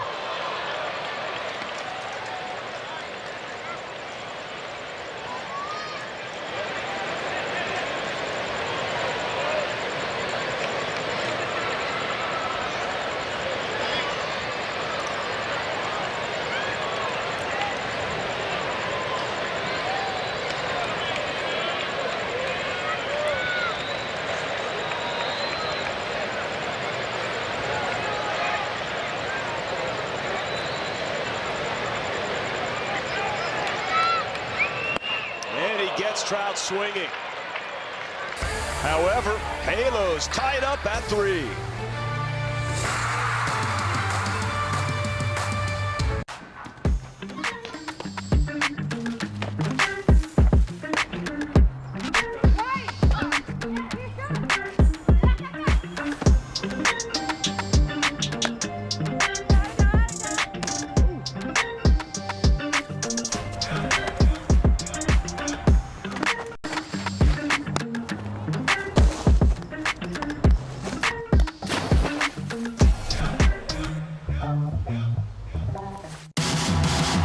MLB Big Inning brings you the biggest plays of the night, live as they happen. Don't miss the ultimate baseball highlight reel. It's nonstop action on MLB Big Inning, every night on MLB.tv.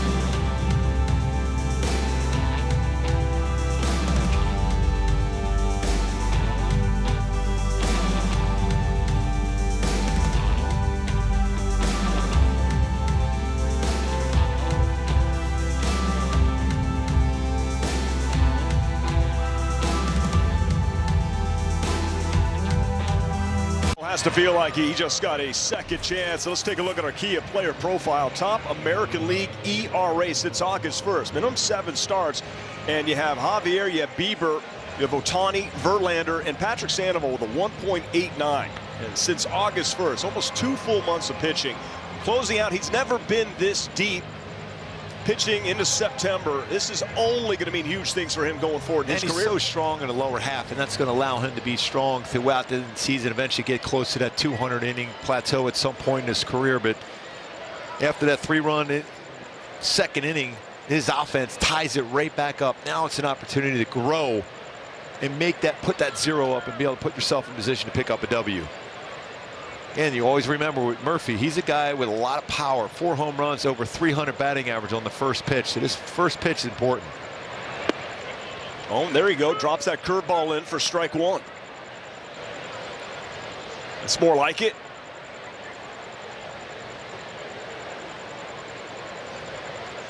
And this second time through here for Sandoval will be facing a lot of the same guys that did all that damage in the second.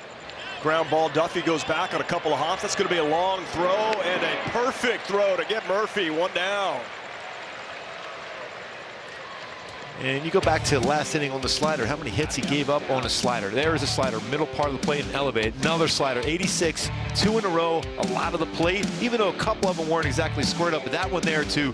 Allen, more of the plate, that downward tilt we're so used to seeing with a good spin on it, more of the plate than he wants. We showed those strikeouts this season for Sandoval as far as out of the strike zone. All those were in the zone, especially a couple with 2 strikes. Good sequence there to Murphy. Slow curveball, got him out on a changeup down. I'm curious to see how he uses the slider now going forward. Oh, gets the call on the curveball for strike 1. He is so good as far as throwing that first pitch curveball. Then after that, especially with 2 strikes, he doesn't throw that hardly ever. But he can throw his curveball for a first pitch strike very effectively. And quickly ahead 0-2. Curveball usage where it ranks among MLB starters with 150 plus thrown. First pitch, there it is, 11th highest. 2 strikes, no, he's not going to use it. No, he goes with slider changeup, but he throws his curveball a lot to throw that first pitch strike and then get the hitters to think he's going to throw that again, but he kind of abandons that pitch the rest of the at-bat unless he's got to get back into a count. Soft contact, Soto coming in. And takes care of Pinder, 2 down. But that's 2 outs on his changeup, soft contact on the ground. It's good to see. Remember, he had a little bit of a feel issue with his changeup back in the 2nd inning.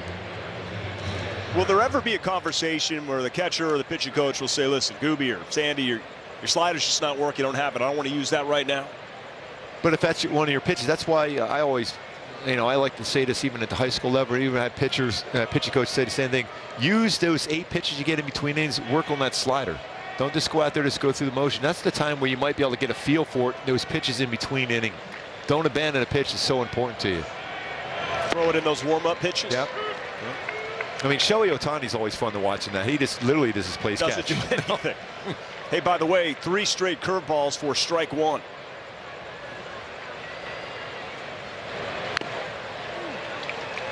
And ahead of Brown, 0-2.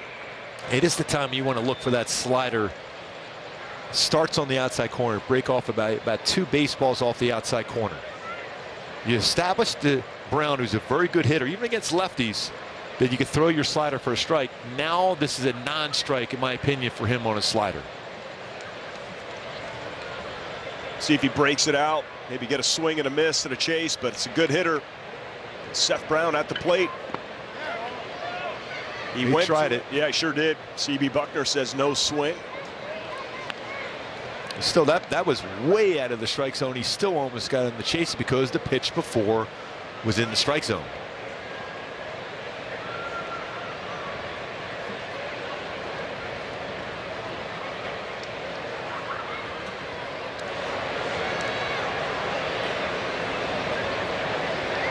Sandoval needs a good inning here. Oh, that's a nice pitch. Somehow gosh, that looks like that got a piece. Call the ball 2-2. It's a pretty good pitch.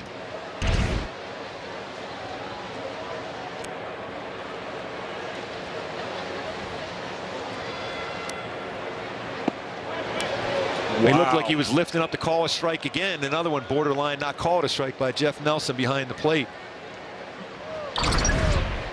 You see him, he was going to lift up to call that a strike, which was a strike. Can only laugh. And try to do it again. The 3-2. And it's going to cost you to throw an extra 2 or 3 pitches, though, at least. I couldn't do it, Gooby. I just would be too frustrated. You know, you got to somehow shake it off and get it. Again, you always remember that's a human being behind the plate, just like you're on the mound when you make a mistake. Every once in a while, you make a mistake. You just got to go out there and perform at your highest level. And Jeff Nelson's a solid home plate umpire. I've seen that throughout the years.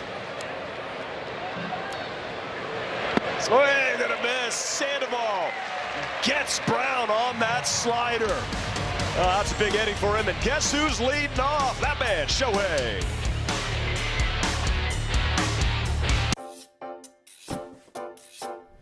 With Home Chef, Your home cooking is home nailing it. Our classic all-in-one meal kits are simple enough for anyone and delicious enough for everyone. When it comes to making dinner, fill in the blanks with Home Chef. Delicious, meat simple. Get 16 free meals when you sign up at homechef.com. Here comes that rainy day feeling again. And soon my tears, they will be falling like rain. It always seems to be a Monday, leftover memories of Sunday, always spent with you before the clouds appeared.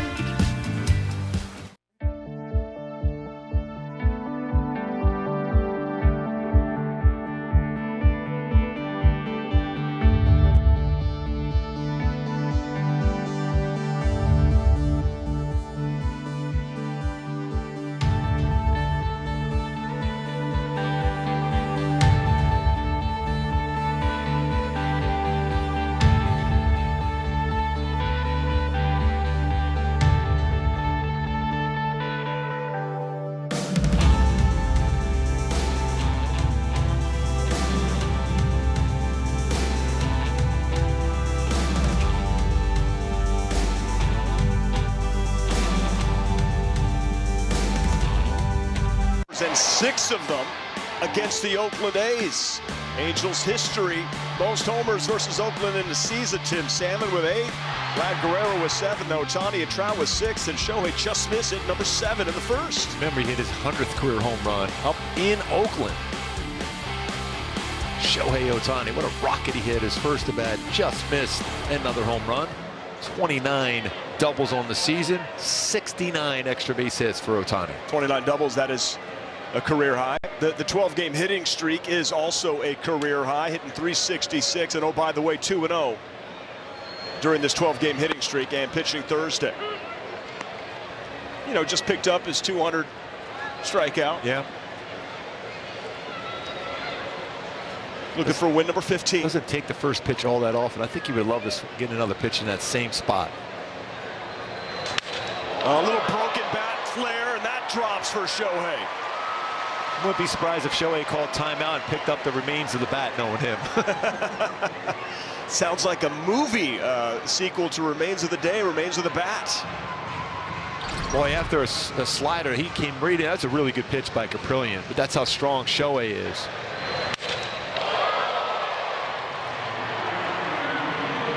That broken bat's already being auctioned for $25 grand in Japan right now as we speak. I want that bat for stickball. I know back in the schoolyard. Gooby, whose bat are you using today for stickball? This Shohei's bat. He's 2 for 2.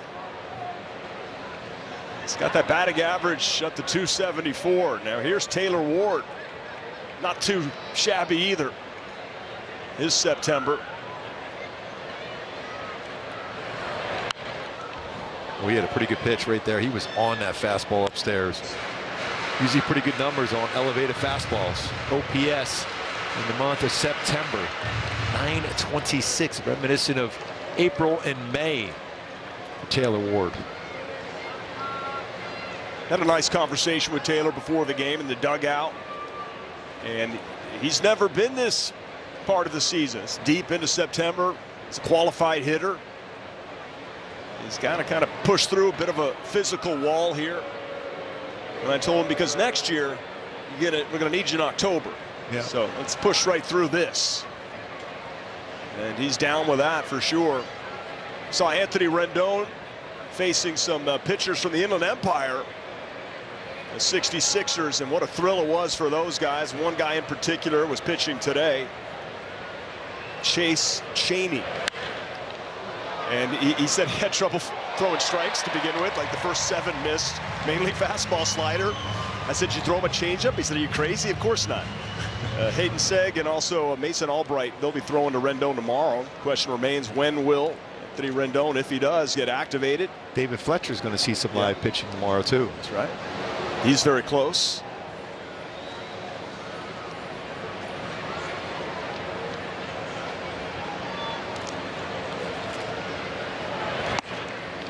Just upstairs, 1-2.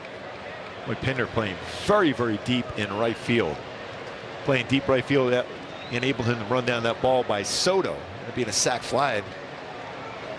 A lot of room if he wants to punch that ball that way for Ward to right. Usually the way he's been swinging the bat, he's right center, right field. A lot of his swings of late. That's popped up, Taylor Ward. And Kaprielian's right there. Is he going to play it? Wow, and he's down. Down goes Kaprielian. He's good.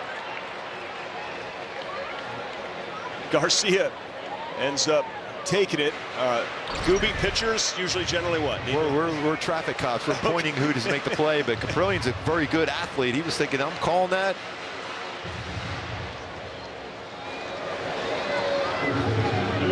Garcia is a big, strong man at first base, though. Said, you're all right, you caught it. As long as it didn't fall down, I'm all right. He was in perfect position. And Garcia ends up with the out, 1 down. Now Ohtani's at first base. He does have the 11 steals. We're fine with him not necessarily trying for any more. Especially Murphy, he's got a pretty good throwing arm. And that's lifted towards left field and playable.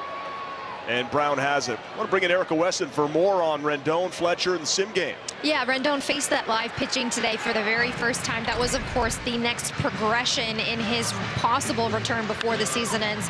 There you can see him getting that work in before the game today. He felt good, swung the bat well. That was according to Phil Nevin, but the important thing is to see how he feels tomorrow. So they will plan to have him face live pitching once again tomorrow. And as Gooby mentioned, they are planning to have Fletch face some live pitching. He's feeling good when he came in today, so the plan is to get him in there as well, but he still has a little bit of soreness in that hand after getting hit by that pitch back in Houston a while ago. So the clock is ticking, though, on whether or not the Angels decide to make a decision here with Anthony Rendon, but he did feel good today. Yeah, and that's the big question, Erica, that a lot of the media members want to know. Like, Anthony Rendon is close. There's that looming 5-game suspension from the brawl with Seattle, but he certainly looks like he's ready. Just wonder what hoops you got to go through to prove to MLB that they're not just trying to get him to serve that suspension. I like some of those swings he had today, especially line drive. He almost hit one out the right center today, too.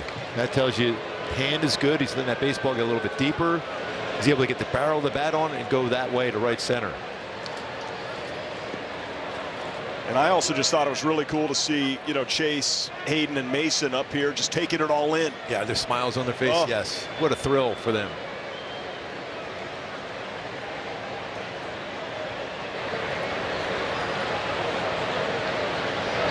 By the way, I know it's 60 feet 6 inches at every level, but when you're in the major league field, it just feels different. It feels like it's a lot further away. That's why it's always difficult for, especially some of the younger pitchers coming up. And we've seen them a couple times already. Trout did the same thing. Where having your minor league team that close by, you could bring them here to throw some live batting practice, sim game type feel to it. It's not easy. So it doesn't feel closer and easier, it feels further and tougher. Yes. Is that what you're saying? And plus you see the guys at the plate too. You have their bubblegum cards and everything else. You're like, oh, I see them on highlights. Yeah, he was blown away that he was facing Anthony Rendon. He had a nice lather going, did Chase, and he was so pumped up. By the way, I'm showing my age by saying bubblegum cards, aren't I? A little bit. Did you have it in the spokes, your 10 speed? Soon as I said that, I'm like, oh. Baseball cards. How about baseball cards? Man, the bubble gum was tough to get through, wasn't it? I know Mark Grant really loves it down there in San Diego.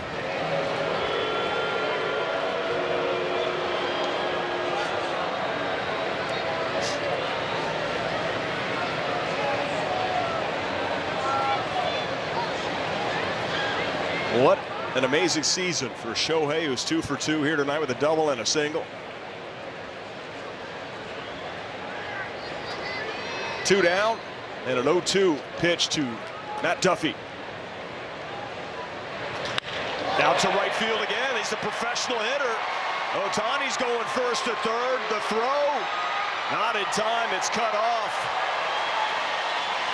A little 2 out. magic here for the Halos. Just love watching Shohei run the bases, but really am impressed. Going a little inside out. Remember, he got a base hit on a changeup that way. This time, fastball upstairs. This lines it short.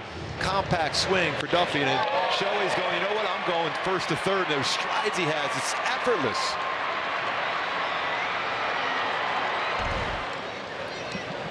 He even has a pop-up slide better than everybody else. And the thing is, getting to third base, too. Now you have Kaprielian, who likes his slider.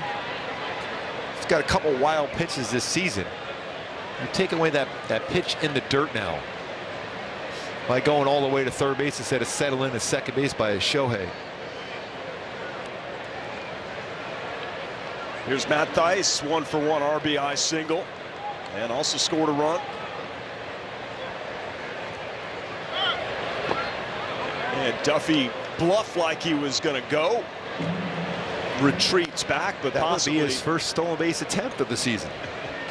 You wonder if that was more of a chance to try to draw a throw with Shohei. And now Sean Murphy's going to go out to make sure they go through a series of signs just in case. I would think it would be a fake throw to second, quick to third, but you have, you know, so far off the bag with Bride so far, so it's not going to be an easy play to get to third base if they have that quick throw back to third base instead of making the throw to second.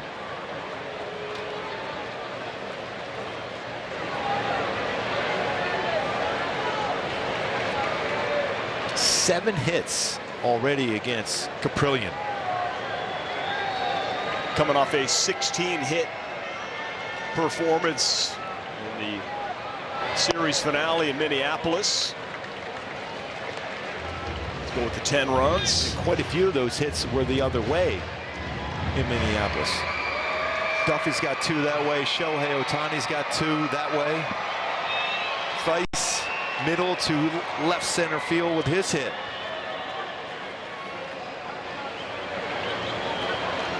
Angels putting the baseball in play here tonight. There's that ball in the dirt. That's why it's important for Shohei to go first to third.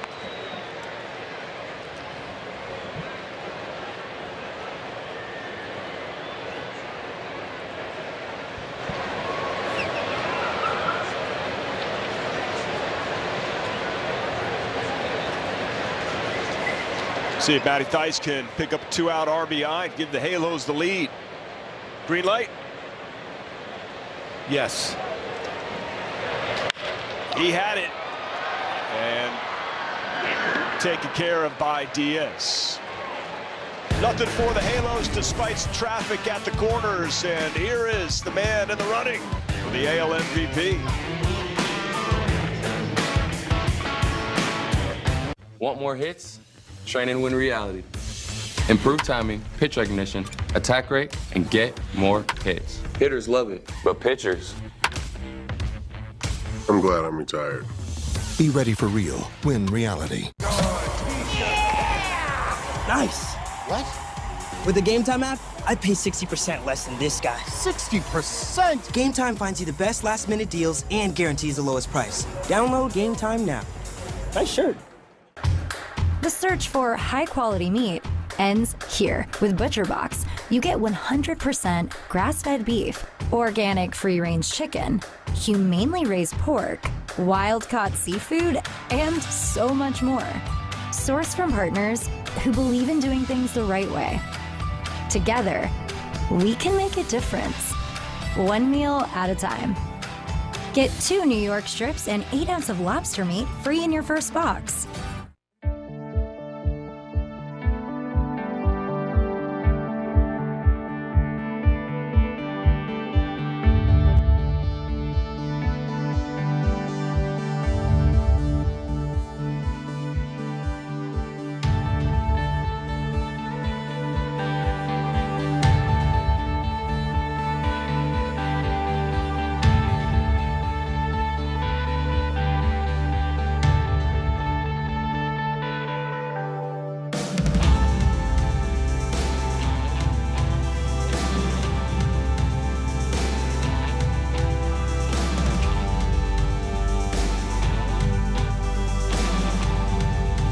Fans at the Big A this Friday. Angels taking on the Rangers 6:30 because the first 10,000 fans will receive a clear tote bag, courtesy of MLB Network. For more info, visit angels.com/promotions.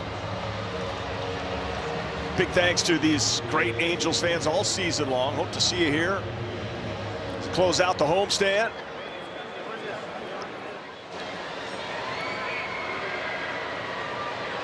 Despite the season not going our way, and there has been some exciting baseball and a lot to look forward to in 2023. This man on the hill, a big part of that, Patrick Sandoval. He's had 2 really good innings, in that second ran into some trouble with the slider, but the Halos tied it right back up at 3. All of a sudden he's got that feel first pitch curveball again in the strike zone. It's 4 in a row.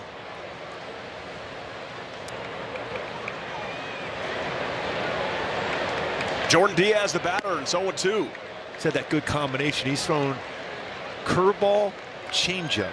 Some right-handed batters now. A good feel for that one.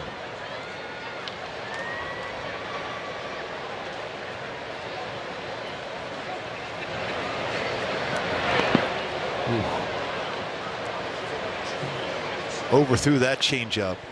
And that's one of those tough ones too as a catcher, and they got him pretty good, Matt Theis, because you got to keep that in front of you just in case you get a swing. That was well in front of the plate.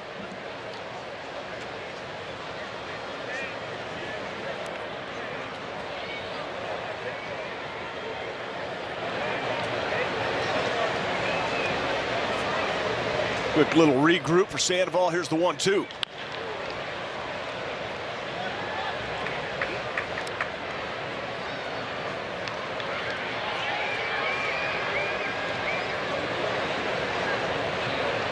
But Diaz got a hit on a slider. That slider, again, not quite the depth. I wonder if we'll go back to his changeup now.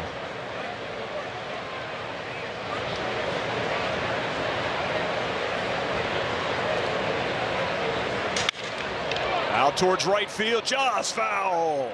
That changeup upstairs.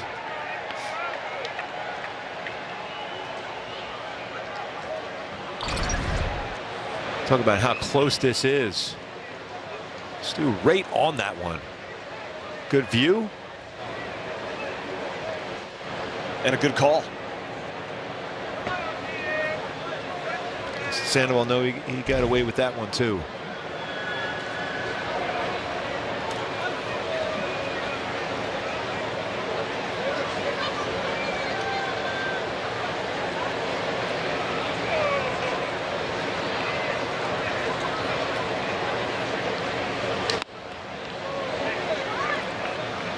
So fastball up there, 4-seamer. Now you have that option now because you have a good release point. Now you can throw the changeup and keep it down now.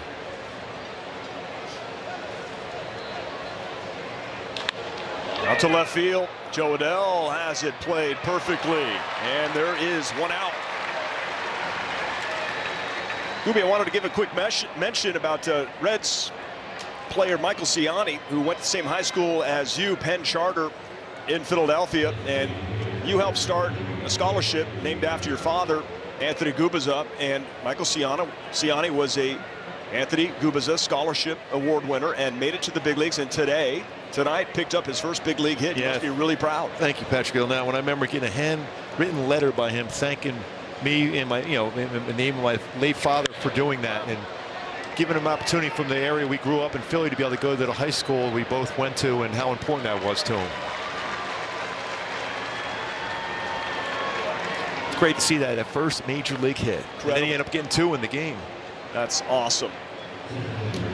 Sandoval has 2 quick outs. Will continue success with that scholarship. They're doing great work there at Penn Charter.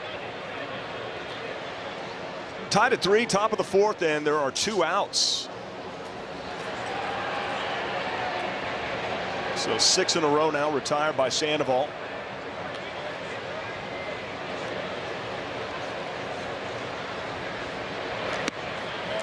He tried again and didn't get the call. Just off the plate to Pache.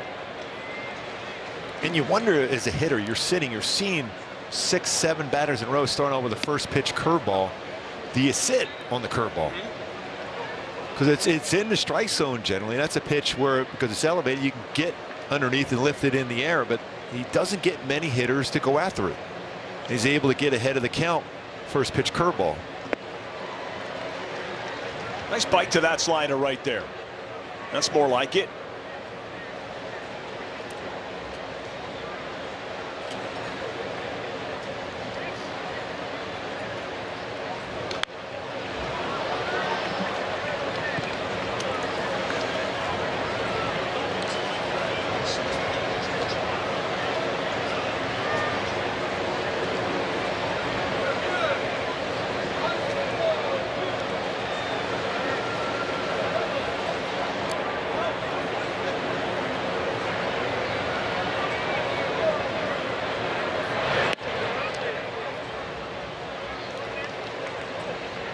Just had to get that a little closer to the plate.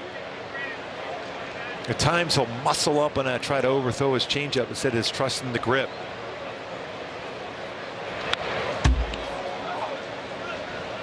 Slider catches a part of the plate. Pache fouls it off. Count remains full. And as much as we showed him getting chases and swing and misses on his slider, he's got a lot of the plate on his slider tonight. Yeah. Usually a pitch he really feels comfortable going to in big spots. I wonder if he's going to try his curveball with 2 strikes. He doesn't do it a whole lot. Right. At some point, maybe try that. Less than 1%. And a 2-out walk to Christian Pache. That'll give us a chance to give you a quick word from Hyundai. It's your journey. Own it in the Hyundai Santa Fe. See, Pache coming in, Gooby hitting 157. Number 8 hitter, and you tinker a little bit and you lose him with 2 outs. I'm sure Sandoval might say in his post-game press conference, and Erica West at Angels Eye post-game, he just didn't have his best stuff, but hopefully he could say, I battled through it.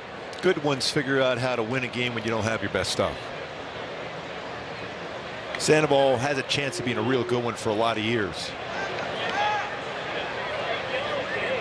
These are good moments to work yourself through. Know you got that stuff in the tool belt when you need it to battle. Nick Allen, an RBI double in the second. Just missed the grand slam on that one, so you got to make some good pitches to him. That's all over the strike zone there.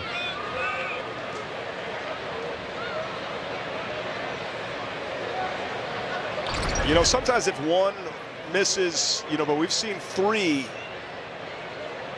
that are all over the plate not being called here for Sandoval by Jeff Nelson, home plate umpire.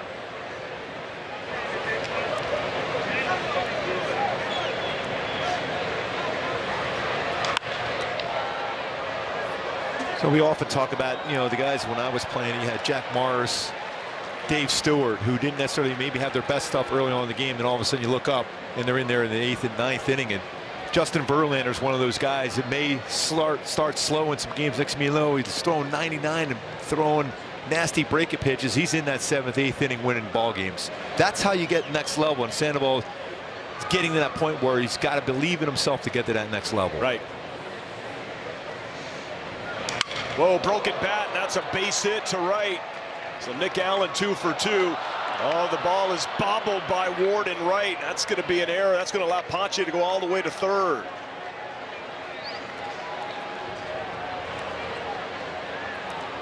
So trouble with the bottom half of this Oakland A's lineup. Shattered the bat inside.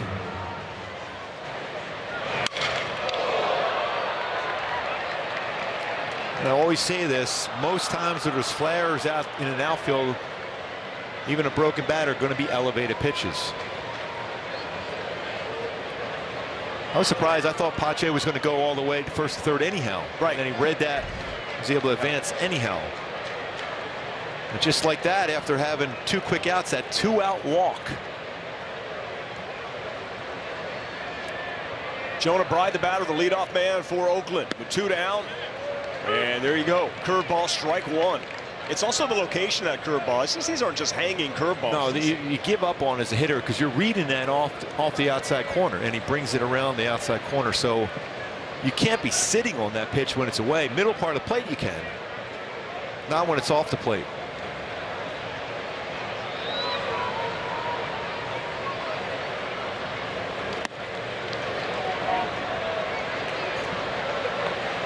He's, Sandoval just there right after the pitch, rubbing his hand on his pant leg, trying to. It's definitely been an issue with the sweat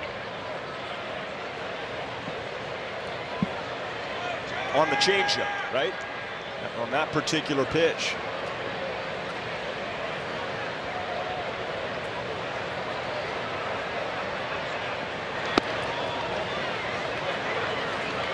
Back to it upstairs. Already now 71 pitches thrown. We're into the 4th inning for Sandoval. It's a big pitch here now.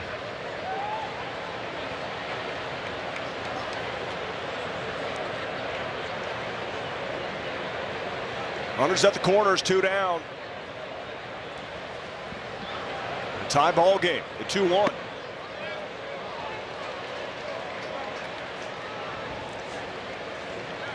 Pretty patient at bat here for Bride. Not chasing any of those pitches out of the zone.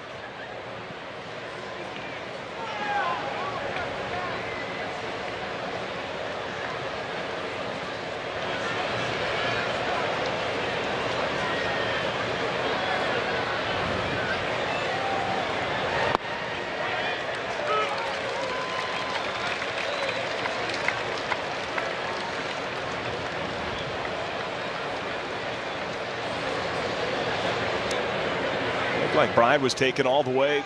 Good spot on the fastball. What's been his best pitch tonight? What does he go with here? 3-2. I still think his best pitch may be a fastball because he's certainly not going to be looking for fastball. There's a chopper. Rengifo throws across, gets him by a step. Sandoval gets out of it. A walk, a hit, no damage. We remain tied at 3.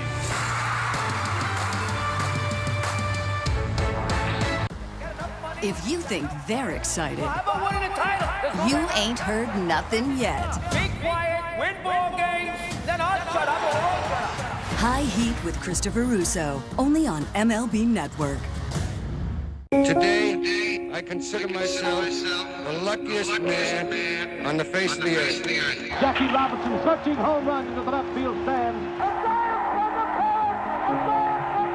Here comes Roger Maris.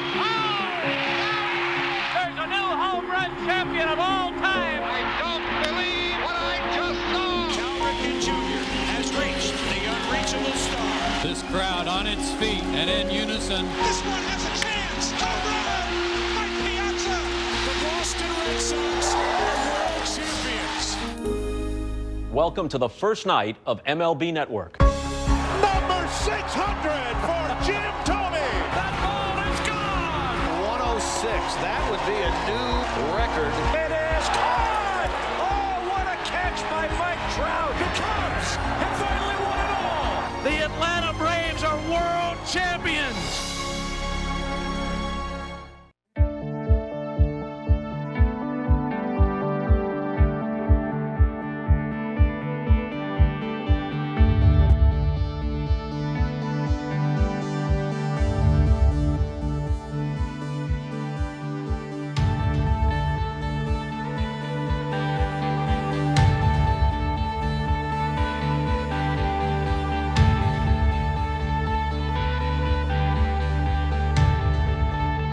History, we jump in that hot tub time machine to 2005, September 27. The Halos clinched the AL West title. There's Rivera. That was a really cool moment and a great locker room celebration. Yes. K-Rod. I mean, these two teams, when you look at it, how they've competed against each other, how close this series has been, and Cabrera. Yes. Wait for it. No. Since 2002, how close this has been. It's amazing how tight this series has been against Oakland over the years. Angels lead the series 9-4. They do need one win to clinch the series. A's won the season series 15-4 last year. Joe Adell, a sky-high pop-up on the first pitch. Pache calls for it, has it.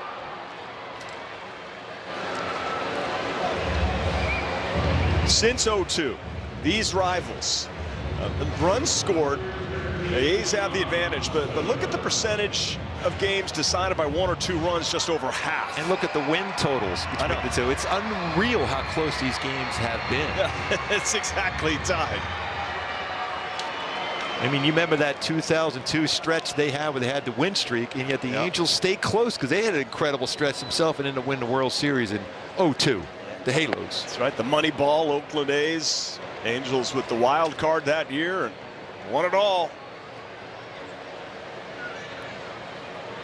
Livan Soto with a sac fly RBI in the second. It's a good at-bat. Sandoval walked off the mound, Gooby, and he's kind of like, you can feel shaking his head a little bit, chuckling. He was talking to himself. He's had to battle here tonight. Yeah. Boy, an advantage there for Soto because that pitch was all over the strike zone against him. Out towards left field, using the whole field, and it drops for a hit. Look at Livan Soto. You gotta love this game. He crushes the ball to right center field. He doesn't get a sac fly on it. You think, okay, that's going to be extra bases, and he flares one to the left. Another hit the other way for the Angels. The last 2 games. It's amazing how they've just put the ball in play. What a success story for Livan Soto. This is his 10th game. He's got 10 knocks. They're playing some really good defense. Bright future for the 22-year-old from Venezuela. You get an opportunity, you got to find a way to make the most of it. This man's been given a great opportunity this year, and it's hit Oakland well.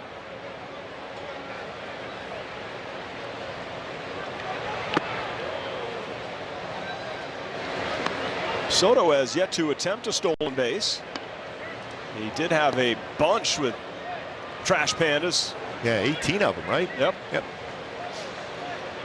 I was wondering if you noticed anything. He had multiple hit games in Minneapolis. Maybe the opportunity hasn't presented itself.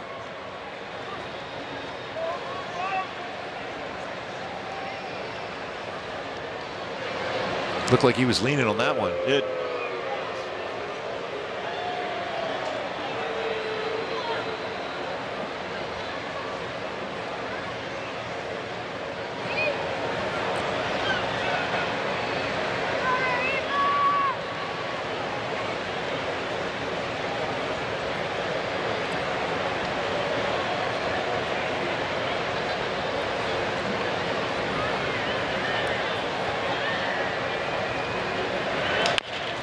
This could be a tough play. What's Allen going to do? He's going to tag the runner, and Soto just ended up, right in his path. That's the first out. Fielder's choice. Second out, excuse me. Towards the end of the bat. The sinker he had. That's a smart play by Allen, especially with Trout coming to the plate. Even though Kaprielian has thrown him well so far, Trout at some point is going to square up a baseball. Well, Kaprielian has 2 strikeouts, both of them against Mike. One looking, one swinging. Their last at bat was quite a battle. Mike saw a lot of pitches. 7 or 8 in that at bat. Sure, he picked something up. Sitting on 9 homers and 19 RBIs in the month of September.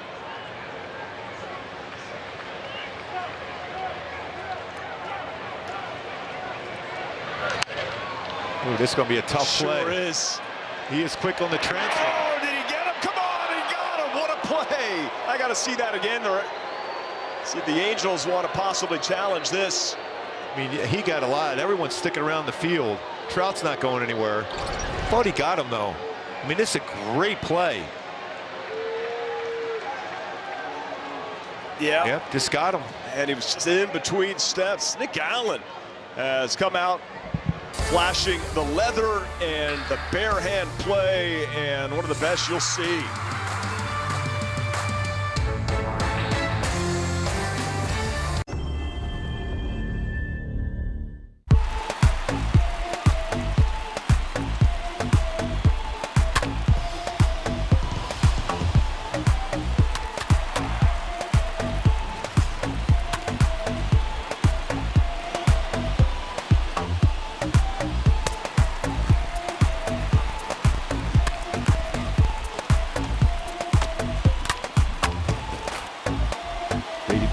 everyone. Evan Longoria, a guy last year who was one of the catalysts to a surprising Giants team. Meet Evan Longoria. He's watching MLB Network. Back, dude. Longo's hitting with big-time power. Still that because that's what baseball fans do. Here we go, Longo, 2022.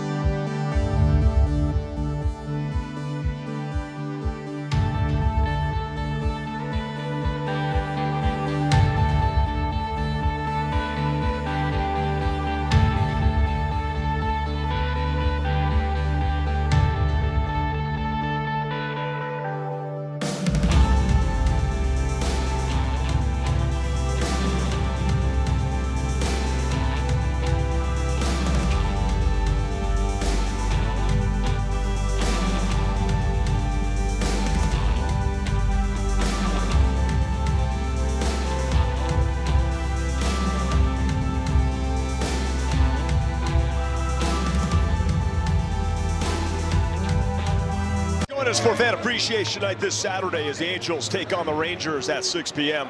First 25,000 fans will receive a team photo courtesy of OCNavigator.org. Visit angels.com/promotions for all the info. Get that man a team photo. Stat. What do you need to see for Patrick Sandoval to tell you that, you know, he's got 75 pitches, warm night, and he's got this figured out? You want to get, this is one of those innings you need a clean innings to give you an opportunity to be out there to that 6th inning, but very important inning here for him. You got to get ahead. He hasn't been able to get ahead here so far. His changeup still fighting that field for his changeup tonight. When he's fallen behind in the count, baseball's been hit pretty hard against him tonight. 2-0 to Dermis Garcia.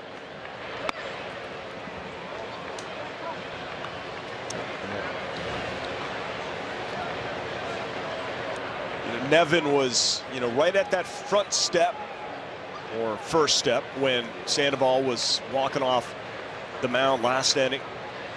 Give him a, nice pat on the back. Let's go. Right back in there for a strike. Back in the count, 3-1. But with a close eye, I think, on his starting pitcher tonight. Pretty sure he's going to be hacking at this pitch, even close enough to the plate. He's swinging. He was. Did he get enough of it? Ball is carrying way back. Has it got enough? Joe Adele leaps up. He's got it. He's got it. And a round of applause from everybody here, and especially Patrick Sandoval and Mike Trout.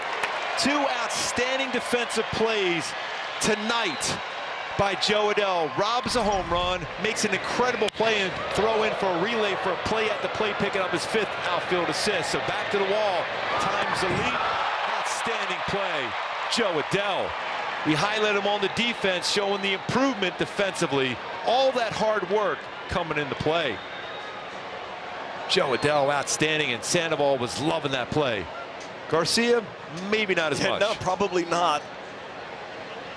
That was going to be close to getting out. That could have skipped off the top of the wall if Joe wasn't there for the first out of the 5th. That was the guy you highlighted. You said his defense has gotten a lot better. Listen, let's face it, Joe Adele's taking a lot of hits for his defense this season. And just put your head down and get to work. He's done that.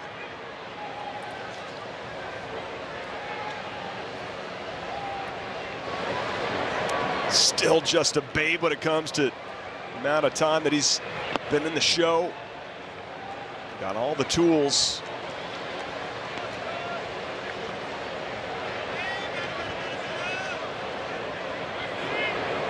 Sean Murphy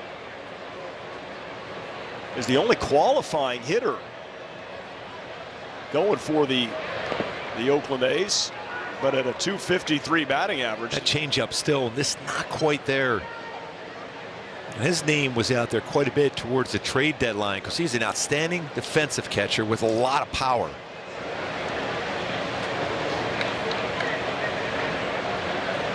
He's a doubles machine. Now he's in a count now, especially where you see a pitcher having a tougher time with his #1 pitch, would be his changeup. That had some depth. That's a good slider. With a swing like that and the depth he had on the slider, I would think he'd go right back. You see him shaking his head. Maybe he finally has the feel for that one.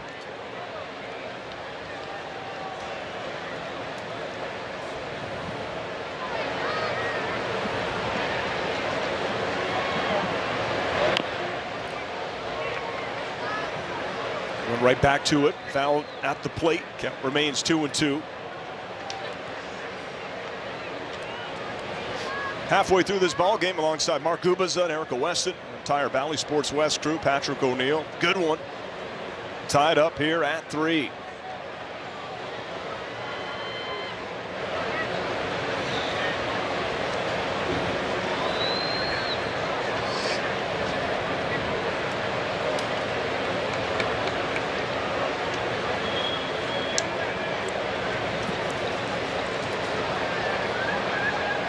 And the 2-2. It's lifted. And is it going to be playable for Theis? And no.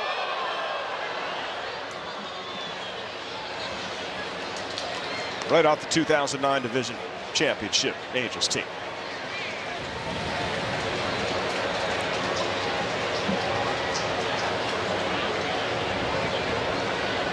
See Sandoval trying to get the sweat off his hand. That's Andrew Wantz, who's now up in the Angels bullpen. Archie Bradley, just activated today, is available. He's been out for a long time. Michael Myers, designated for assignment.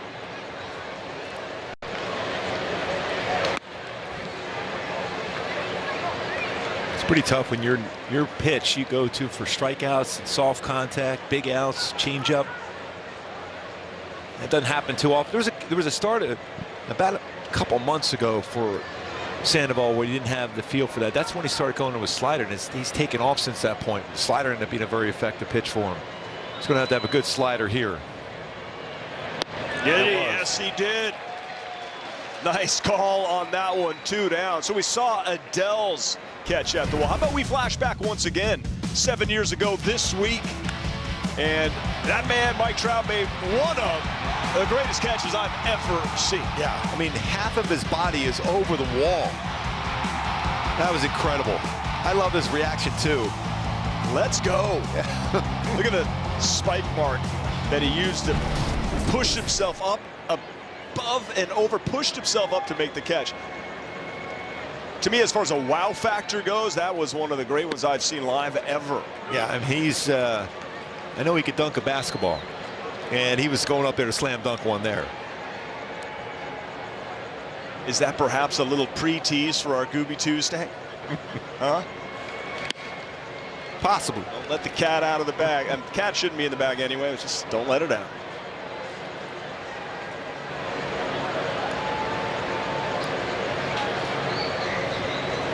Big strikeout of Murphy. Brings up Chad Pinder. 1 for 2. Out towards right field, Taylor Ward drifting over, and he's under it, and he has it. Joe Adele is our star of the Arco top-tier play of the night. Go back, make your teammates proud, Joe Adele. Flash the leather.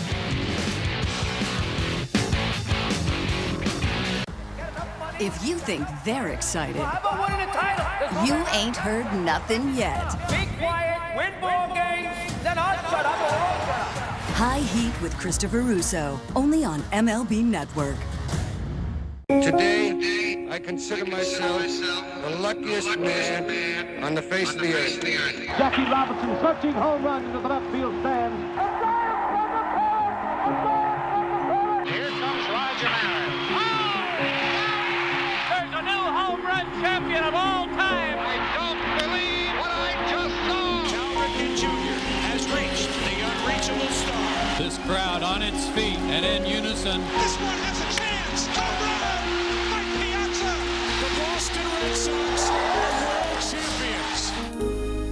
Welcome to the first night of MLB Network. Number 600 for Jim Thome. That ball is gone. 106. Cubs. That would be a new record. It is caught! Oh, what a catch by Mike Trout. The Cubs have finally won it all. The Atlanta Braves are world champions.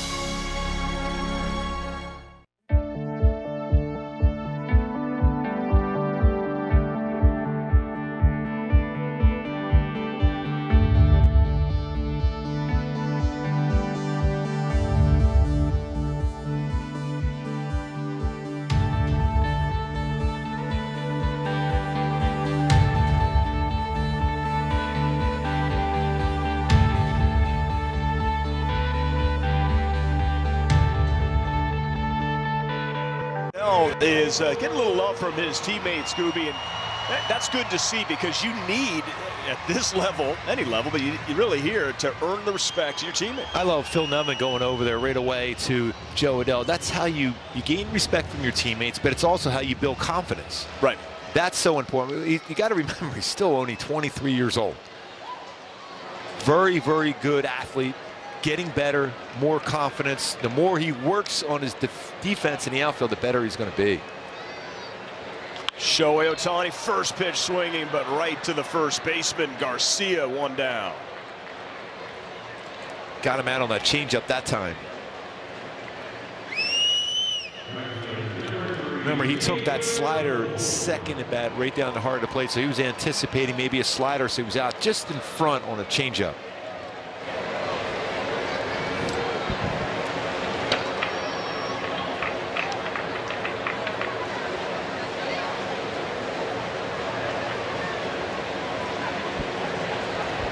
Taylor Ward's 0 for 2.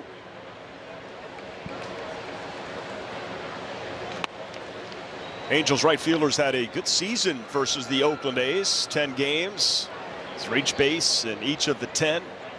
282 average, 3 homers, 9 runs driven in.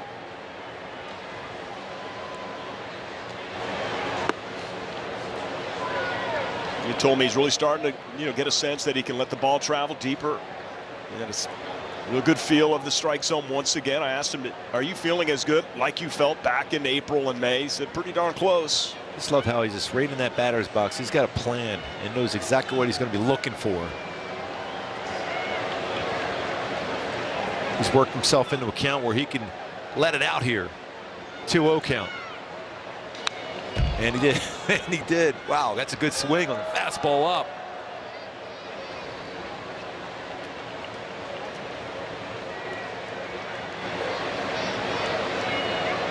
Certainly hope Taylor can continue this run the final 9 games, including tonight. Give him and everybody else the confidence that he is your everyday guy next year. And he has above average numbers for right fielders in the game today. 21 homers, 18 doubles. He'll take that any day of the week.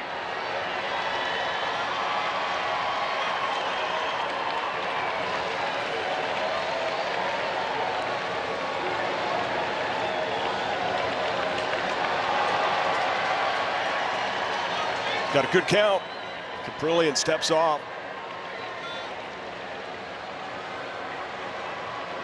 He's got a lot of friends and family here at the Big A. Pitch is great. James Kaprielian at UCLA threw a no-hitter, the first in Bruins school history, along with David Berg. Kaprielian went 9, Berg went 1.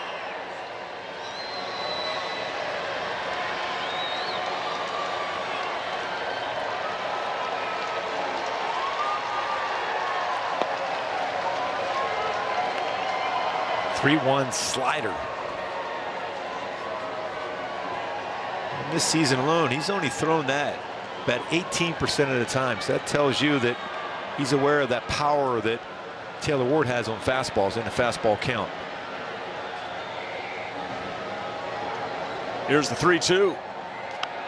Yeah, lifted towards the first base side, drifting into the crowd. And we'll do it again. You look at Kaprielian, that arm angle he throws it. That's how that baseball can ride on that same plane when he throws a four-seamer, get inside on the right-handed batter. He's got good deception in his delivery.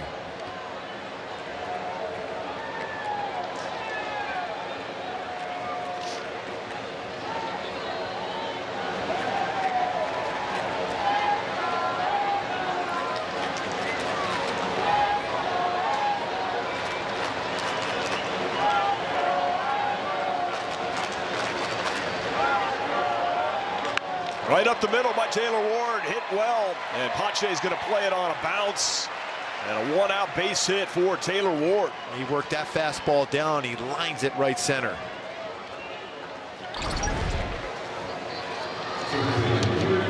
That's just a good swing there again. That's a good quality at bat. He's got that momentum going forward. He's getting that foot down, and right away he's able to keep his hands up in a perfect position. Baseball off the bat, 103.8 miles per hour. That ball was scalded by Ward. What a September for Taylor Ward, entering tonight hitting .325 and picks up another hit. It's also an 8-game hitting streak here at the Big A for Taylor. Brings up Mike Ford.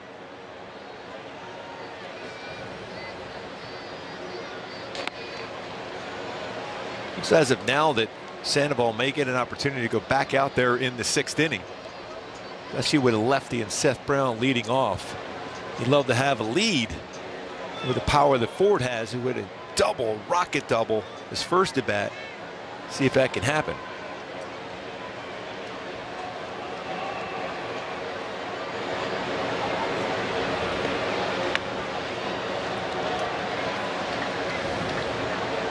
So back-to-back batters, he's fallen behind 2-0.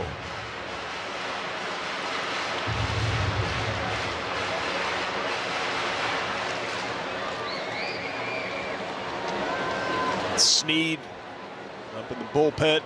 Kirby Sneed for the Oakland A's. A lefty.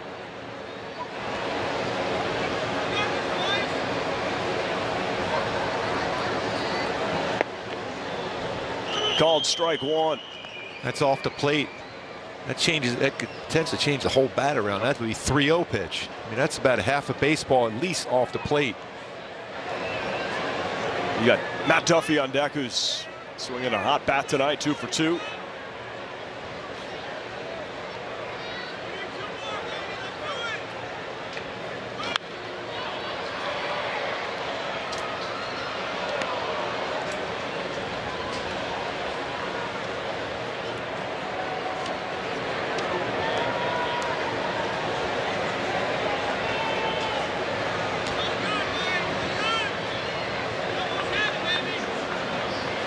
So he threw a curveball there. 2-1. You wonder if he's going to try his changeup now.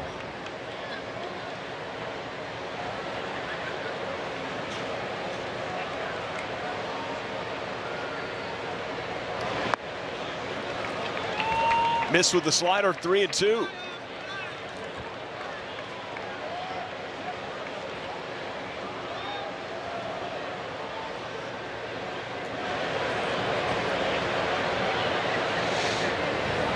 I wonder if Ward will be on the move here. 1 out, 3-2 count.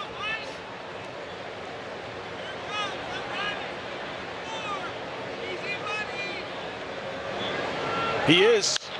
And Ford out center field. Taylor's going to have to get back. Catch is made, 2 away.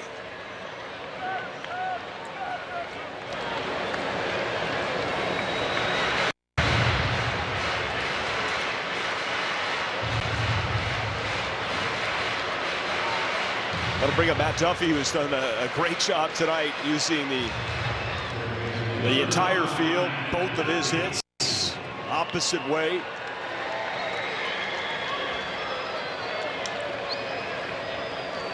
Duffy's had himself quite a September as well.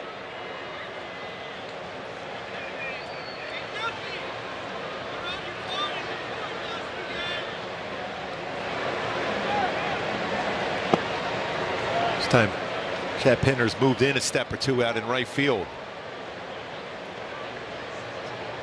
So much room down the left field line also.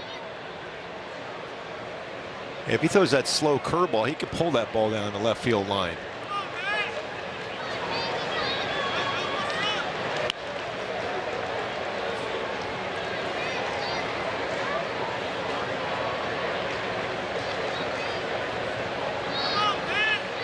He's allowed 5 stolen bases in 8 attempts, 14 and 17 attempts in his career.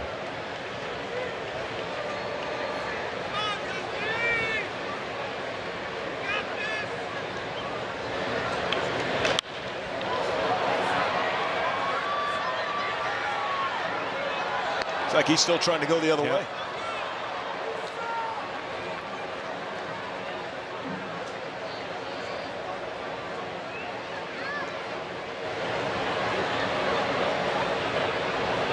And Duffy will be a free agent at the end of the season.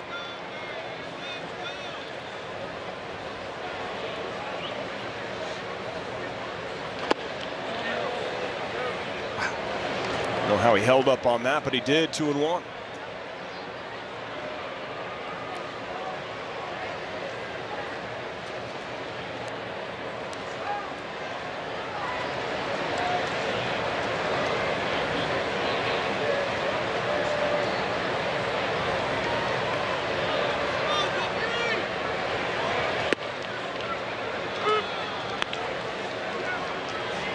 Able to throw that slider for a strike, almost similar to Sandoval's curveball he'll throw, either to start in a bat or get back into a count.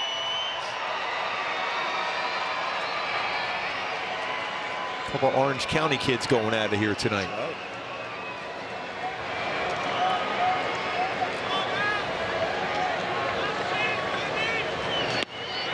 No, they want to, yep, he did go. And Kaprielian strikes out Duffy for the final out. We remain tied through 5.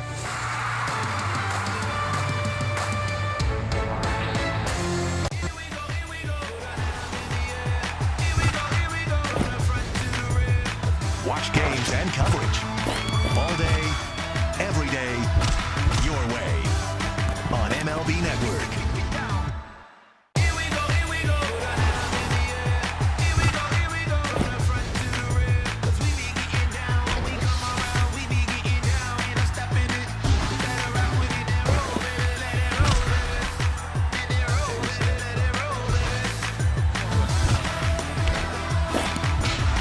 Watch games and coverage all day, every day, your way on MLB Network.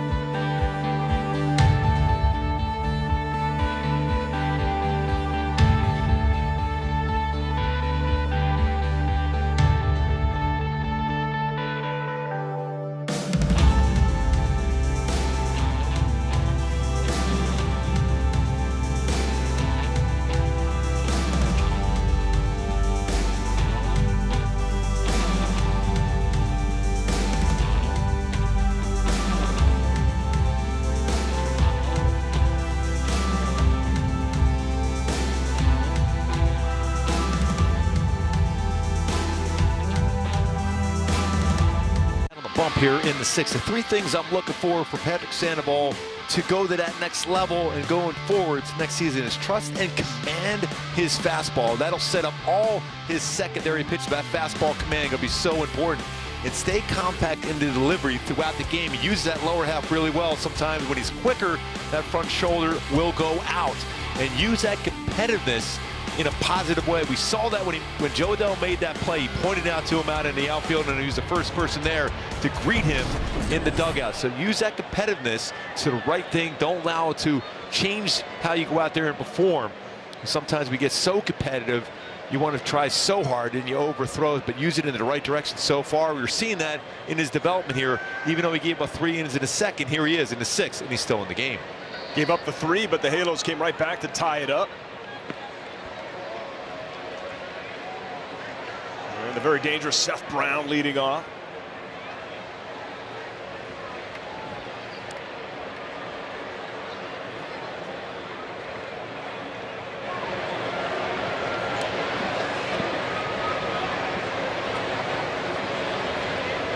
Here's the 1-0. That's in there, 1-1. And a couple right-handed batters waiting after Seth Brown. Sandoval out here against the lefty. Brown had a good series versus the Mets, 5 for 9, couple of homers, 4 RBIs. 1 stolen base shy of joining a pretty impressive list of Oakland A's with 25 homers, 25 doubles, and 10 stolen bases in a season since 1990. Only 7 have done it, 2 of which you'll be pitched against. Canseco and Henderson, 91 and 1990. And then you got Simeon twice, Tejada twice, and Josh Reddick. Brown 1 stolen base away from joining a pretty good list. And there's a swing and a miss, and he strikes out Brown. Down goes Brown.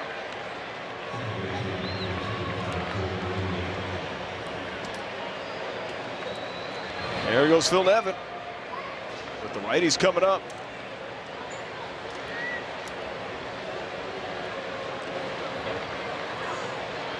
He does not want to leave the game. And he's going to grow from this performance. Good news is it's Scooby Tuesday next.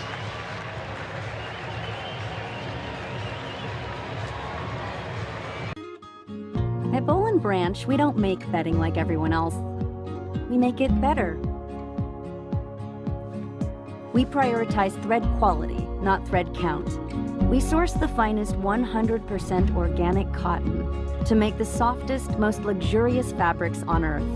We're free from toxins, the way home should be. Boll & Branch is made different, so you can sleep better at night. Experience the difference at bollandbranch.com. We love going to games, but good seats get pricey. So we use Game Time.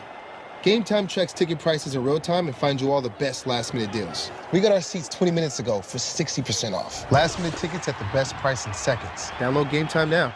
It's cheating. It's not even fair. It's like the hitters know what I'm gonna throw every time. I hate win reality. I love it. Be ready for real. Win reality.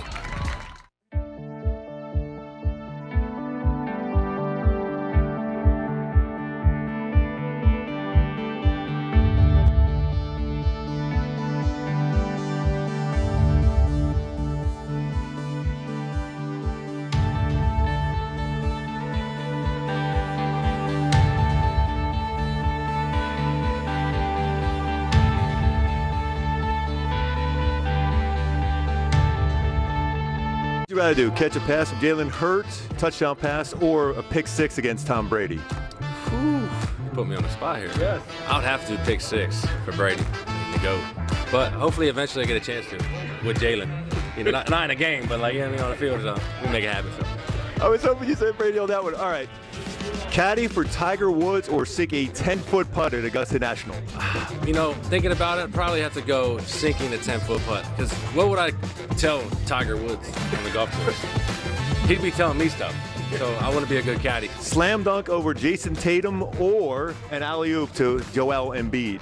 Tatum was probably stuff myself. I would have to go alley-oop from Embiid for sure. You trusted in process on that one. These are good. You did put him on the spot. Yes, I did. Yes. That was awesome. So what a great. Those are great, fun questions. How about a slap shot that you would go against Jonathan Quickly? You'd like to try that one at one point. Yeah, that would be great. I saw a quickie today. But no, all those were great questions. I'd like to sink a putt at Augusta. Yeah, that would be pretty cool. I mean, Trouty was so good with that. I love what he said. You know what? Tom Brady be able to pick 6 against the GOAT.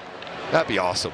Yeah, it was fun. And good job tracking down Trout. And can't wait. You also got Trout being mic'd up on Thursday with Shohei Ohtani. I mean, it is going to be so much fun. Shohei Ohtani on the mound last time here at the Big A this season, and Trout mic'd up the whole game. That's going to be fun. It's been a lot of work for our crew. Yes, yes. But good work. And yeah, good work by you. Ohtani will be next week, Scooby Tuesday. Waited him out to the last homestand. And you got him. Daniel Wantz got has 2 outs. It's another pitch in that upper part of the strike zone.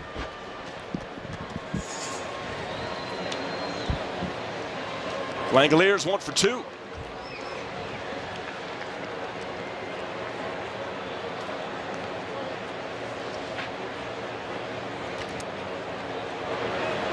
Really good year for Wantz.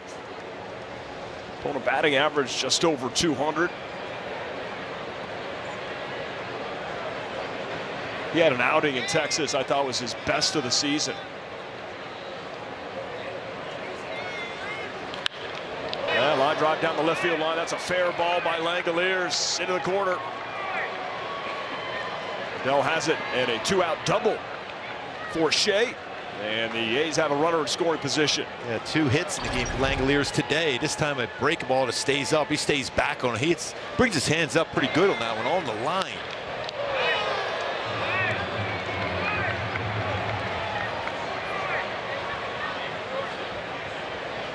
With a swing like that, I would do the same thing.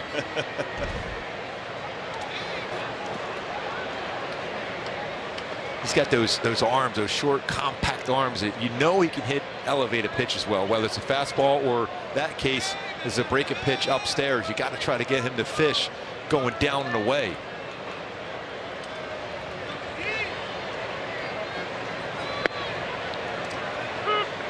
Get over slider for Wentz, 0-1 to Pache. You mentioned fish, and Tim Salmon just made it into the booth. 0-2.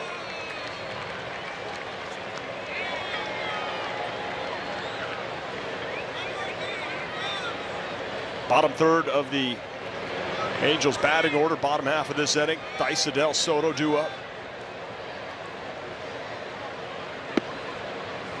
Well, that was a good pitch. I thought for sure Pache would go after that one. It was nasty. Good spot, especially 0-2.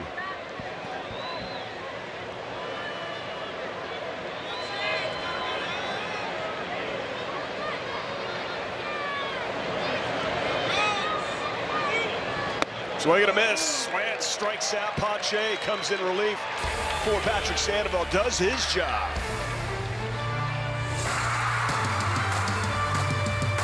To get more hits out here, start training in here. Introducing Win Reality. Game speed pitches anywhere, anytime. Hands in sync with eyes. Confidence in sync with your progress. Be ready for real Win Reality. Did you know that ticket prices can actually go down right before the game? That's where Game Time comes in. Game Time tracks ticket prices in real time from thousands of trusted sellers, then shows you all the best deals. So we can get tickets at the last minute for up to 60% off. Download Game Time now.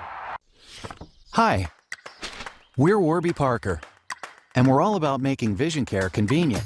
That's why we developed the Virtual Vision Test app.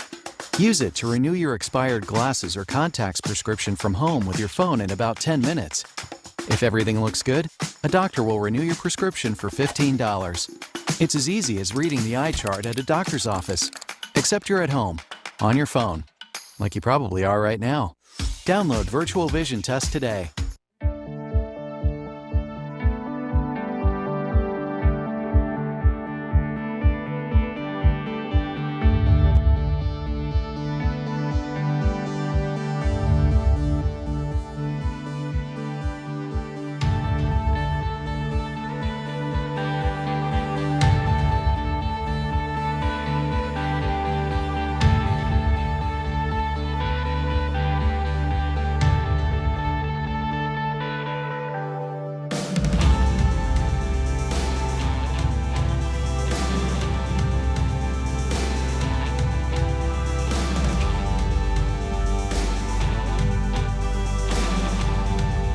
Coverage in the game. Let's check out the T-Mobile coverage cam. One thing the Halos have been doing up late, they've been using the entire field. You know, it goes back to even that game in Minnesota, but tonight the same thing, using the entire field, letting that baseball travel a little bit deeper, making some contact, and having success making that contact the other way.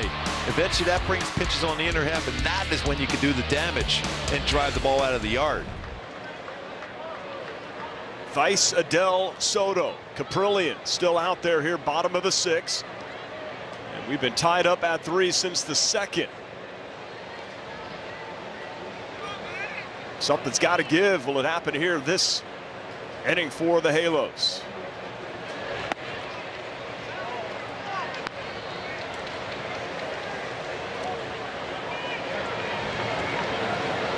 There's 83 pitches here for Kaprielian in the 6th inning.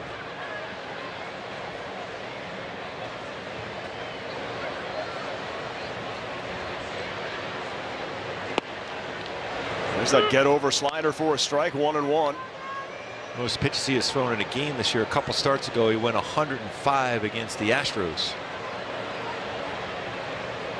That was in 6 innings. Last time out, 7 innings, went 92 pitches. That was a good outing for Kaprielian versus Seattle. Picked up the win last time out. Deepest he's gone in a game is 7, 3 times. And that last time, one of them. And all of a sudden go back to his feel for his slider, which is a really good pitch for him. He's got a 35.5% whiff percentage coming into the game. It's 195 hitters against the slider.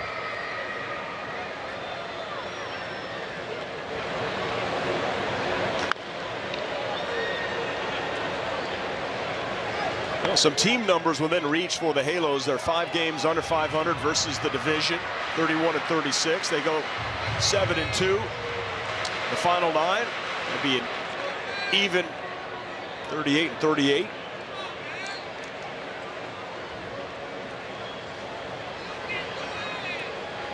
Can fight to avoid 90 losses. Just continue to fight. That's one thing that Phil Nevin has been proud of, how hard the team has played of late. The 1-2 off the plate.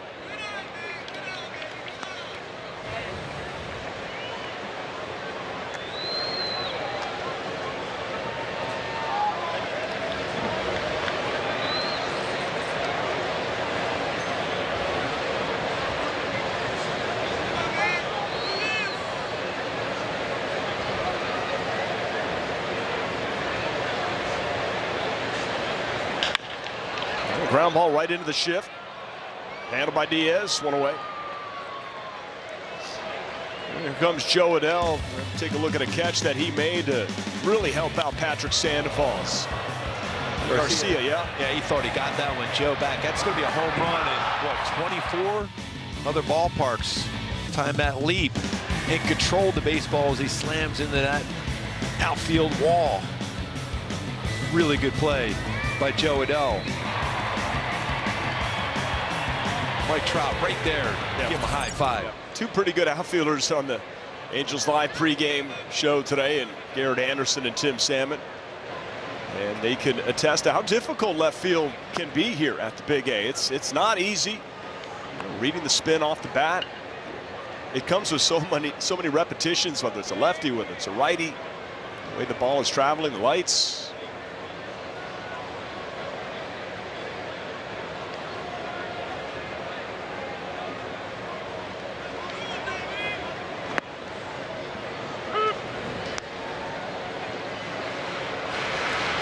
He does not miss with that get-over slider. The one thing about a slider like that, in that spot of the strike zone, if he throws that one again, Halos have a chance at a lead here.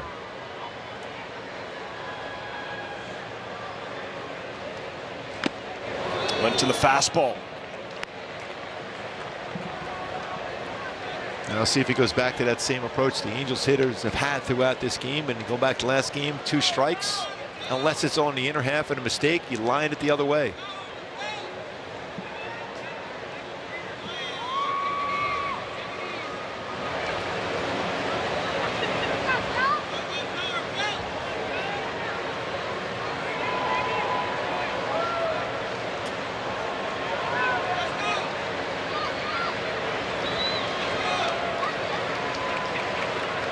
And the 1-2 fouled at the plate.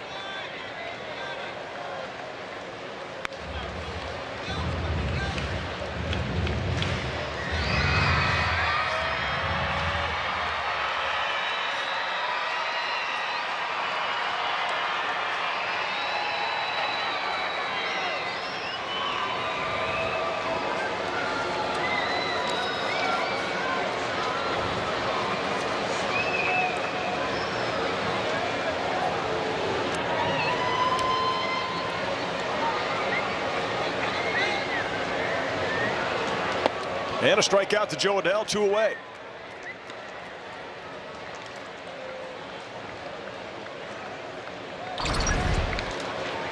Now this slider right here, he stayed on top, and that's a good spin going down and the other way after those ones that backed him up on the inside part of the plate.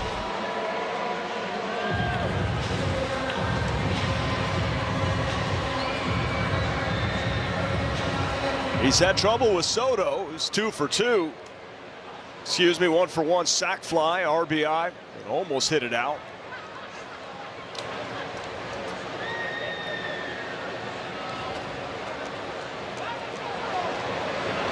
Had a chance to do an interview before the game with Weston. That's been the good luck charm.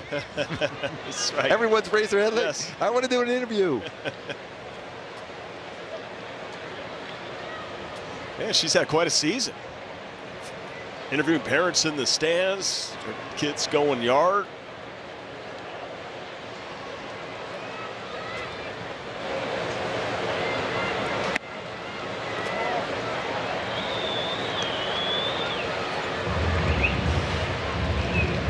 Soto's teammate with Rocket City.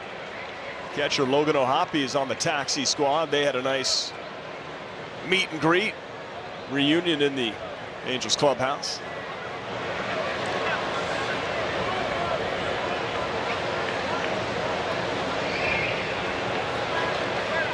Well, if he turns on one in the right field, he's running for a while.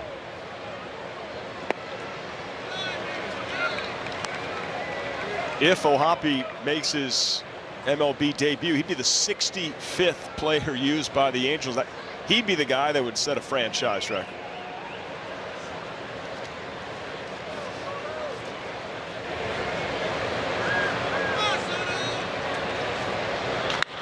This guy's red hot. He pulls it down the first base line into the right field corner. Let's see. Rounding second, digging for third. He is in there. And for Soto, his first career triple in the bigs. Unbelievable. Right down that right field corner. Pinder playing well off the line. Got a pitch inside and hooks it down the corner.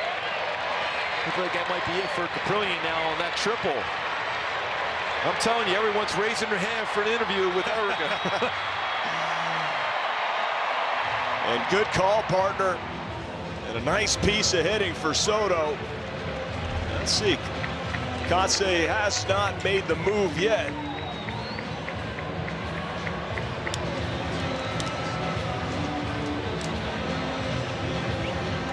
So it's actually the pitching coach that's out there talking things over with Kaprielian. Give him a shot there. Thought it might have been Kotsay coming out, but in the spot of the game, no. Pitching coach Scott Emerson gives us a chance to give you a quick word from Kia. Presenting Kia's lineup of exceptionally capable all-wheel drive SUVs.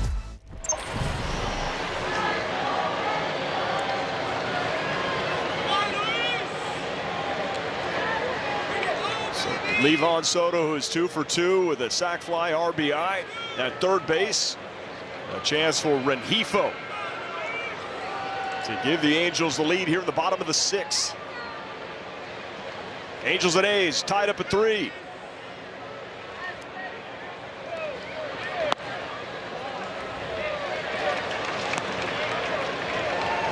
Now he falls behind, even though that was a pretty close pitch with the fastball that missed. This has got to be that get-over slider. Yeah, that for backdoor slider.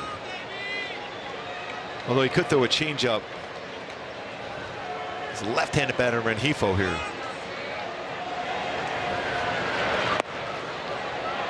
And it's in there. Well, he can throw that slider for a strike. Be a nice problem to have. Can't miss with that slider. The one thing, though, when you throw enough of those, if you get more of the plate with it, it becomes a hittable pitch. The 1-1. There's that changeup. Out in front is Rengifo, 1-2. Just hit the 100 pitch mark. Trying to go 6 full innings here for the A's.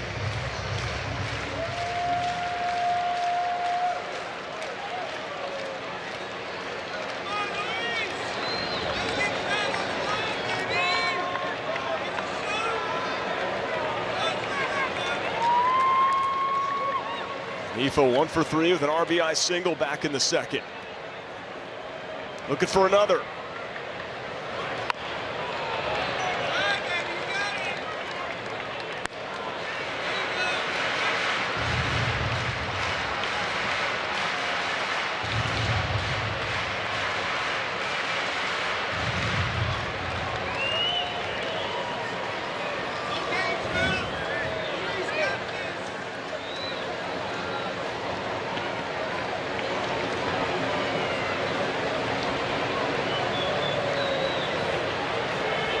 Go-ahead run is at third base and Livan Soto. 2 outs and a 1-2 to Rengifo. Swing and a miss. Kaprielian gets him, gets out of damage, goes 6 full, leads the game. Tied at 3.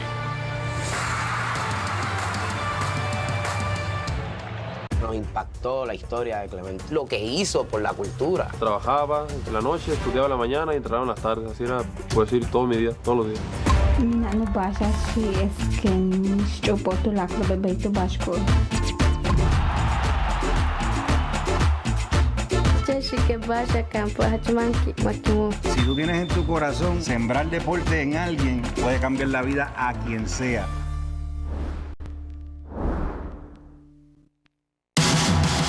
MLB Big Inning brings you the biggest plays of the night, live as they happen. Don't miss the ultimate baseball highlight reel. It's nonstop action on MLB Big Inning every night on MLB.tv.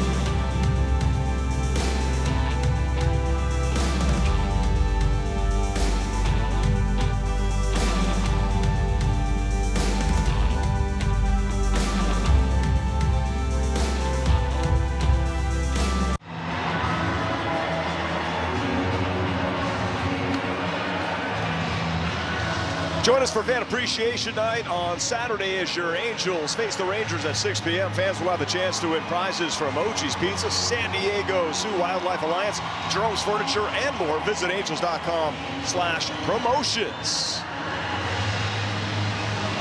Is this your jam they got going on here with the bye, bye, bye? It's the Backstreet Boys, is it not? Yes.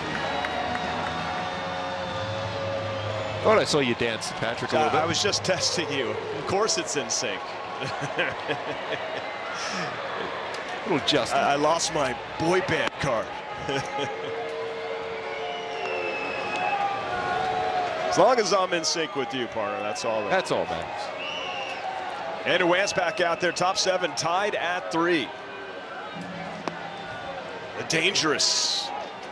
When you go back in this game, the play by Joe Adell off the wall, got it in quickly to Soto to have a 7-6-2 relay throw at the plate was huge. Well, maybe the Angels can get Nick Allen out. Fly ball to right. 1 away. That's another run in. It would have been only 1 out. Instead, there's 2 outs and 1 out at the plate. We got ourselves a pinch hitter.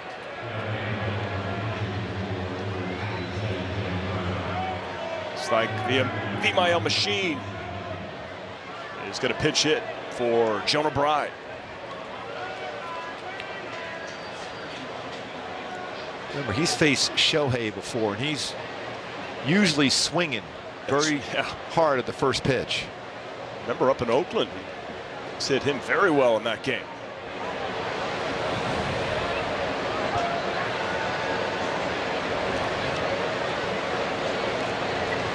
The Oakland A's putting up quite a fight.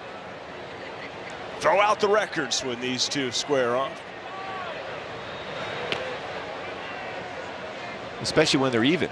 It's 0-2. dead even in wins. Yes. That's unreal.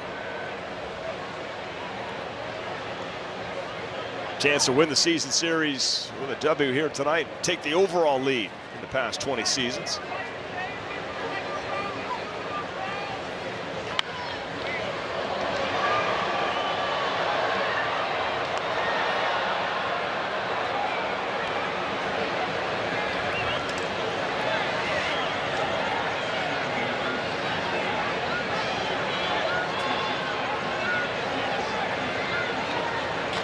Wow, watch your lips. Right up the middle for Machine off the bench. The 1-out single.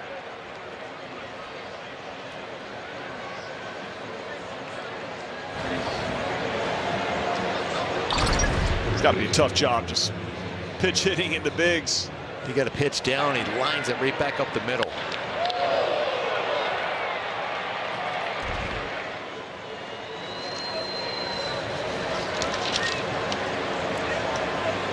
So Wentz with one on is going to face Dermis Garcia. We're back in the fifth. That long out to the wall that Adele took back. She now 4 for 11 against the Angels this year.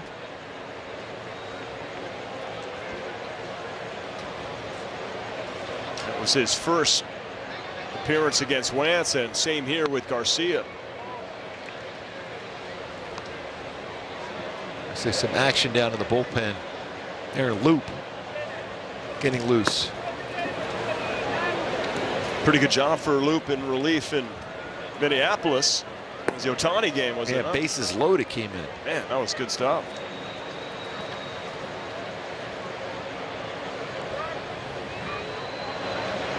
Swing and a miss.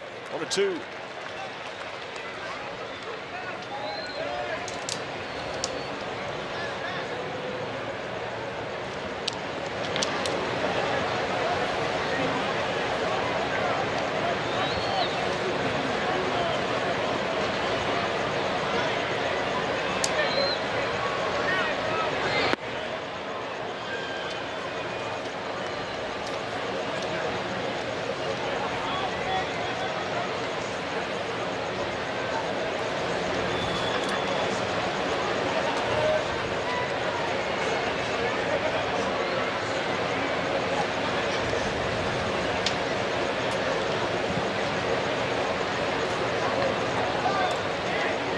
Angels got 5 1/3 from Patrick Sandoval.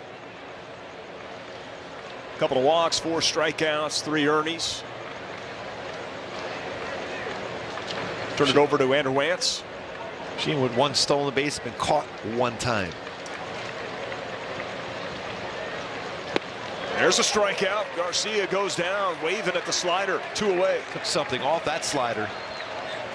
Something I'm sure he's had that conversation with Ryan Tepera, who's starting to change speed with his slider. This one, a significant drop as far as between 95 with his 4-seam fastball upstairs, and that cutter he'll throw. And this is a slow breaking ball or swing and miss for Andrew Wentz.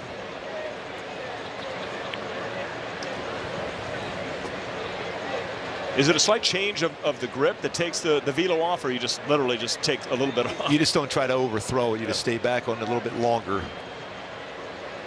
You can drag your back foot on the pitching rubber to take a little bit off the speed too, and hitters can't read that. You can do that with your changeup also. Little tricks of the trade. Yeah. Because usually when you think of picking up velocity, use that lower half and drive towards a place like a sprinter does. If you let that back foot drag a little bit longer off the pitching rubber, you can take some velocity off all your pitches.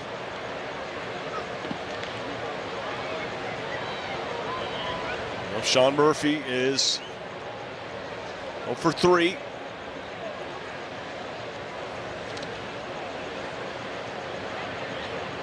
Due up for the Angels in the 7th. Don't want to miss that. Trout, Ohtani, and Ward. Lance looking to keep the score right here. Tied up at 3. Soto fields it from a knee over to Rengifo to retire Machine. Just a single. That's it. Wentz through. Here come the big boys.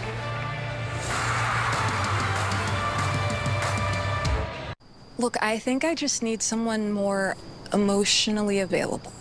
We seemed like a good match, but in person, I'm just getting a lot of mixed signals.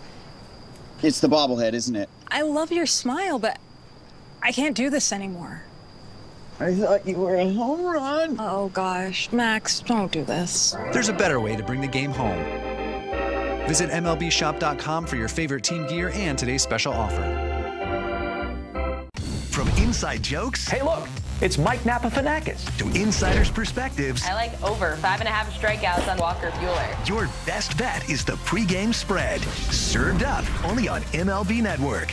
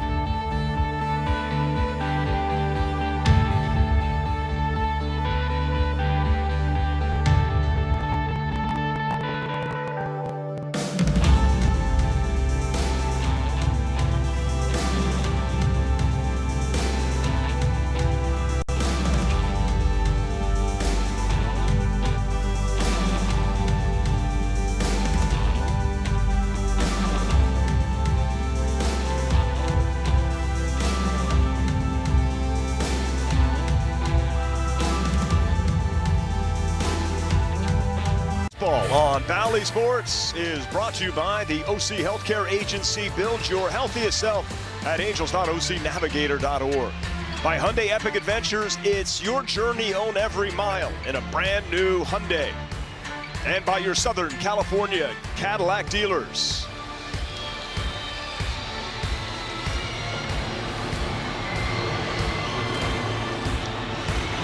All square here, bottom of the 7th.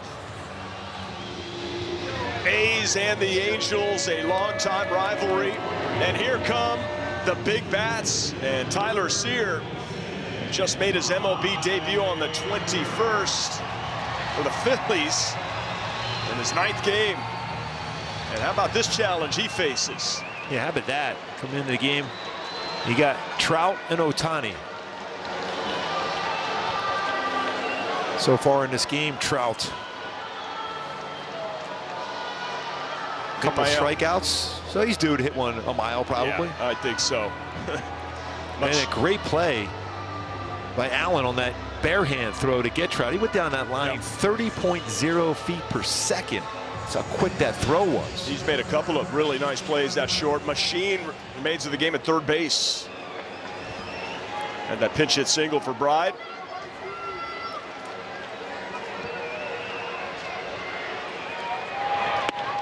Trout takes strike one. That's a cutter. Sear will throw. He does a four-seam fastball and changeup.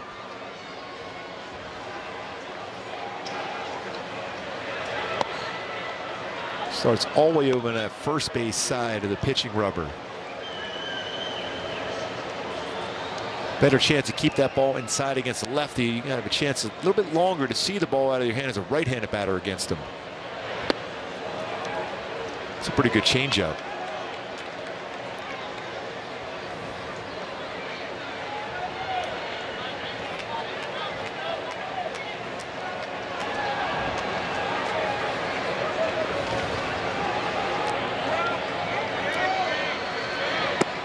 And he strikes out Mike. Back-to-back changeup, a pitch that Trout hits really, really well. You haven't seen a pitcher, though. Makes it more difficult. Straight down with his change, almost split finger changeup. And you know, Shohei gets changeups also. Last down he made was on a changeup ground ball to first base.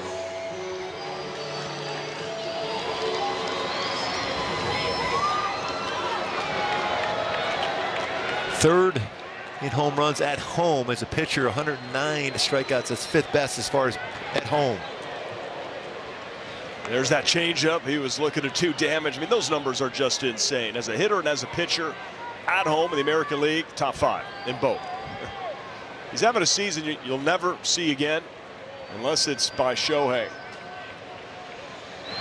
I believe this season is going to be up there along the lines of a Joe DiMaggio 56-game hitting streak. To be able to do both the entire season and qualify for both, which he will as a pitcher. I feel he's going to get another changeup here, Shohei. He's got to get it in the zone. If he gets it in the zone, he's got a chance to get hold of it.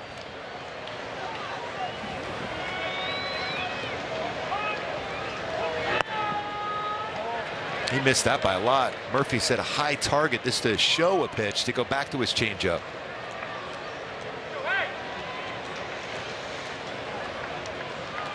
Sear initially drafted by the Giants in the 10th round, 2015. Born at Fremont, California. Went to school in Daytona Beach, Florida. Off the foot again.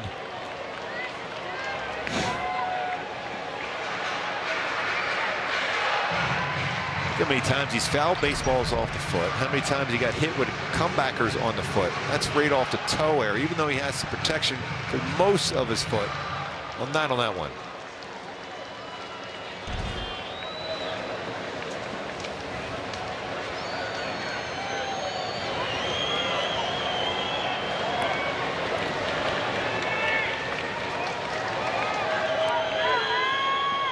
Tries to shake off the pain, faces a 1-2, and he strikes out on a changeup.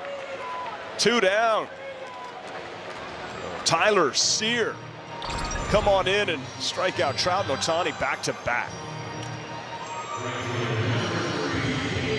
That was almost his zone, though.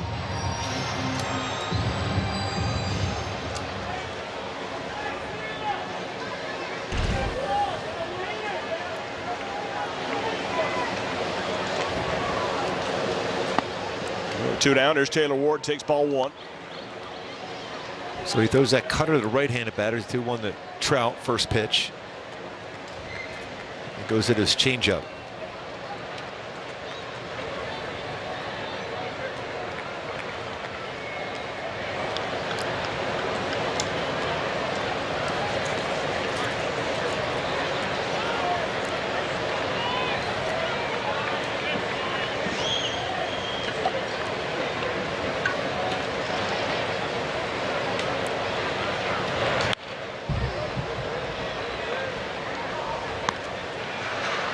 Comes right over the top with that fastball.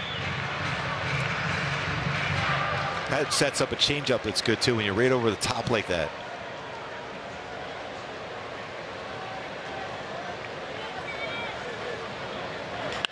And Allen's unable to handle that one. And Ward is aboard. And that will be scored as a base hit. So Taylor's got back-to-back singles. That's one of those tough hops you're caught in between, trying to get it before it goes to the ground, and that one like that, it's going to eat you up like on that short hop. Even though he's made some really, really good plays at shortstop today. That's how quick his transfer has been.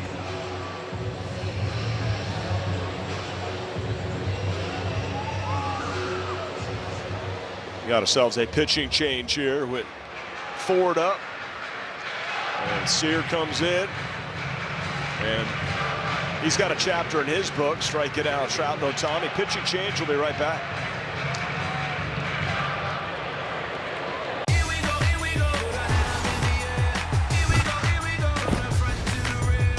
Watch games and coverage all day, every day, your way on MLB Network.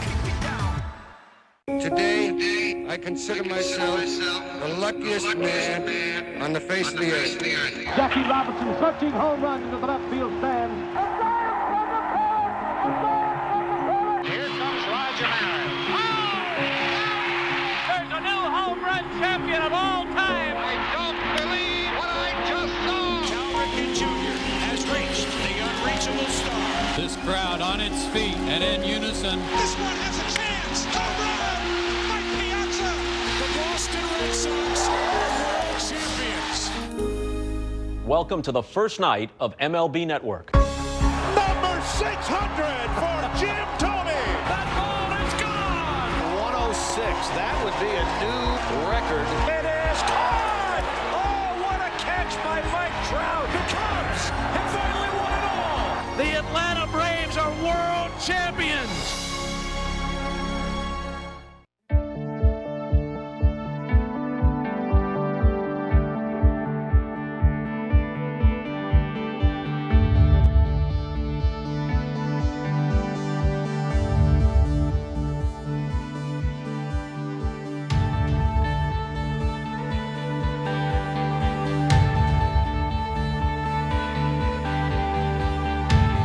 Angels Baseball on Valley Sports is brought to you by Spectrum. Spectrum Mobile has unlimited talk, text, and data. Save up 40%. Go to spectrummobile.com today.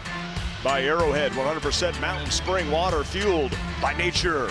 And by Cremily. Taste the difference. That makes a difference. Try Cremily, the official frozen yogurt of Angels Baseball. Well, that halo is lit up, and Angels hope to keep it that way. Tied at 3, bottom of the 7th, 2 outs. Taylor Ward aboard after a single. A.J. Puck, that tough lefty, the big man with the big beard, is on in his 59th game. And he could bring it in there, but like Ford has been really, really good. You look at his numbers versus left-handed pitching as a halo, coming in a .269 batting average, but also with 2 home runs.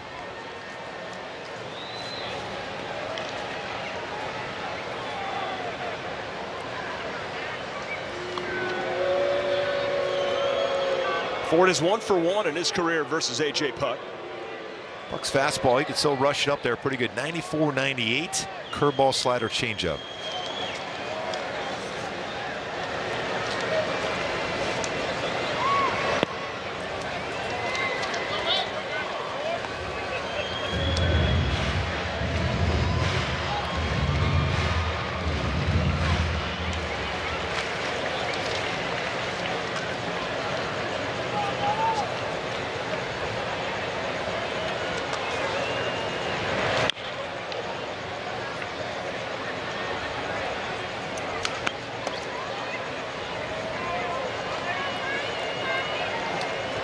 The A's bullpen, they go to Sear, then they go to Puck. Does Sear get credit with a vowel in his last name with the sometimes Y, the CYR? Possibly, Patrick. Maybe sometimes. Yes.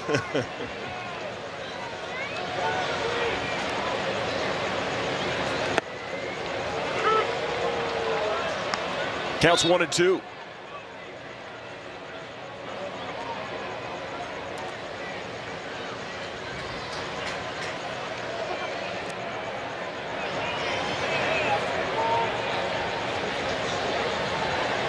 Runner goes. The throw is not in time. Stolen base for Taylor Ward.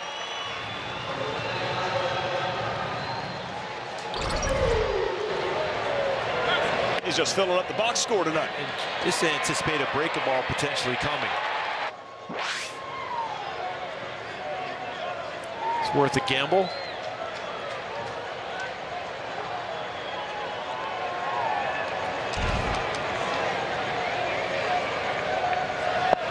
And got him looking. Ford doesn't like it. Hit the corner, and we stay tied.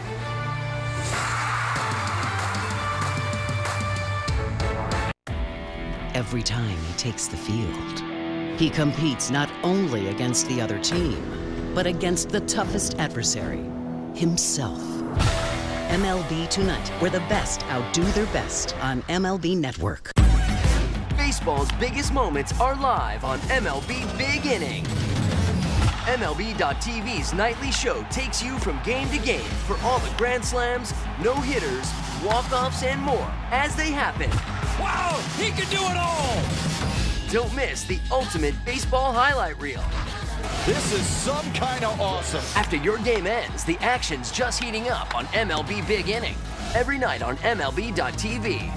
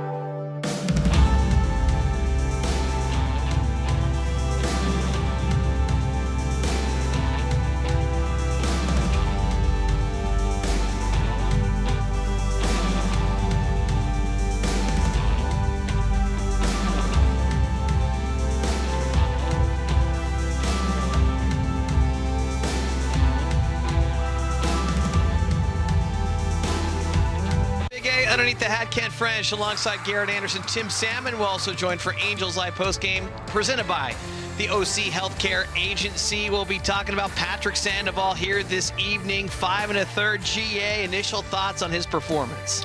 He kept the team in the game. He was a little all over the place with his pitches. Not quite as sharp as we've seen him in the past, but he was able to hold him to 3 runs after the spotty inning. So overall, result-oriented for me, good outing. Yes, didn't have his best stuff, but he kept his team in the game. Hopefully they can get some add-on runs and come over with a W here tonight. I want to talk about a win in our post-game show, but right now Ryan Tepera getting ready to take to the hill. Top of the 8th inning, Patrick O'Neill, Mark Gubaza, back to you guys. Hoping to bring you guys a W and a nice, happy, and fulfilling Angels Live post-game show. You're right, it is Ryan Tepera, and there's a pinch hitter at the plate in Tony Kemp, pinch hitting for Chad Pinder. So for Ryan Tepera, I wasn't there when he made that little adjustment with the slider. So he took something off his slider as well, or he added some velo? No, he took something off. He took something off, but he still has the harder slider, but he could change speeds with it now.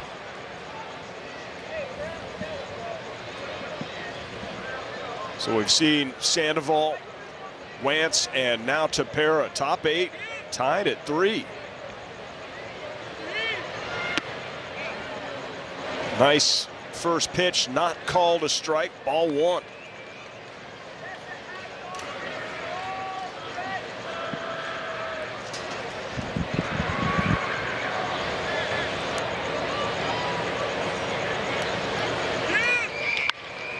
Soft contact, Rengifo on the back end. He's got to hurry, and he gets Kemp for the first out. Well, the all-important first out of the inning. It always takes away potential when you get that quick first out. It takes away a potential running part of the game. They're running a little bit this season. 73 stolen bases. We caught 21 times. And Seth Brown is 0 for 3.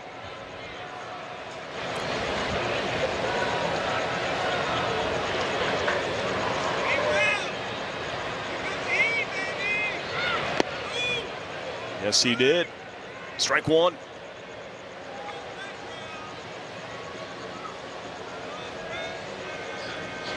Brown 0 for 1 with a strikeout versus Tepera in his career.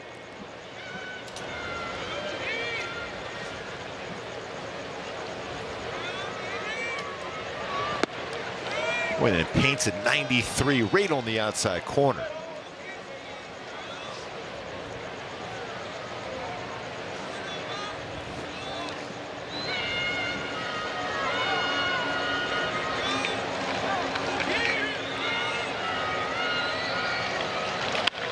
And the other way with it, and that gets through just past the diving Duffy. Tried to go back upstairs with another fastball. Didn't quite get above the strike zone. You see the target by Theis was down a little bit lower, even though it wasn't hit hard. Gets it by Duffy on the dive. Now this is a stolen base threat right now with 9 on the season. And we have another pinch hitter, Connor Capel.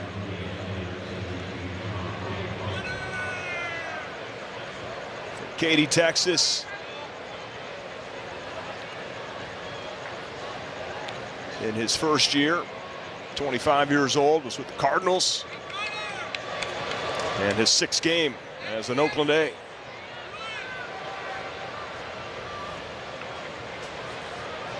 Tepera has allowed 6 stolen bases in 7 attempts. He's got 4 pickoffs though in his career.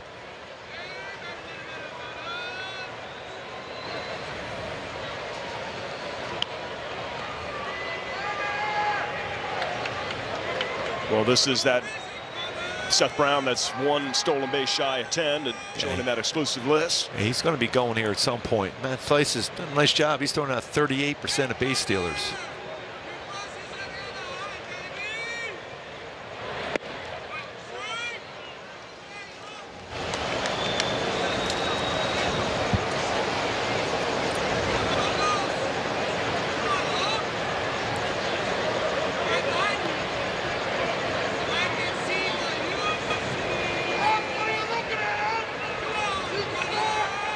3 career home runs for Capel.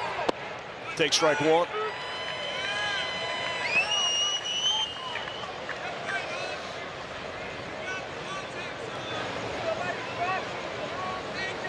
feel like Brown may be going on this one right here.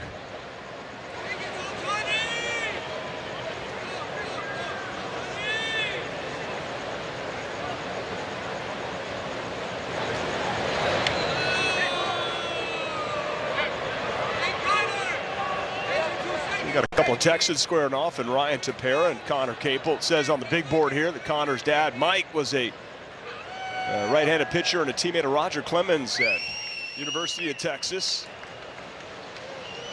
We're checking that to see if he got him at first base. Got back just in time.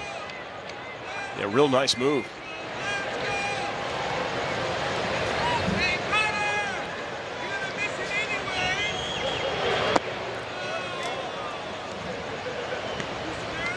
Always the key to stop a running game is hold the baseball. Tepera is really good as far as holding the baseball.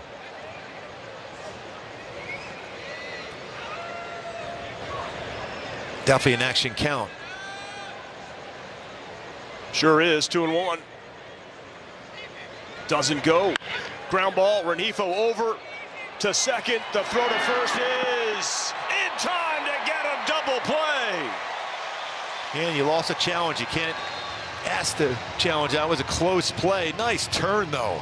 Renifo, Soto, nice job. 4, 6, 3. Tough little hop. Quick throw, off balance throw there, and able to get that quick throw to first base. Ooh, that was real close. I'm sorry, sir. You are out of challenges, and we remain tied at 3. Bottom 8.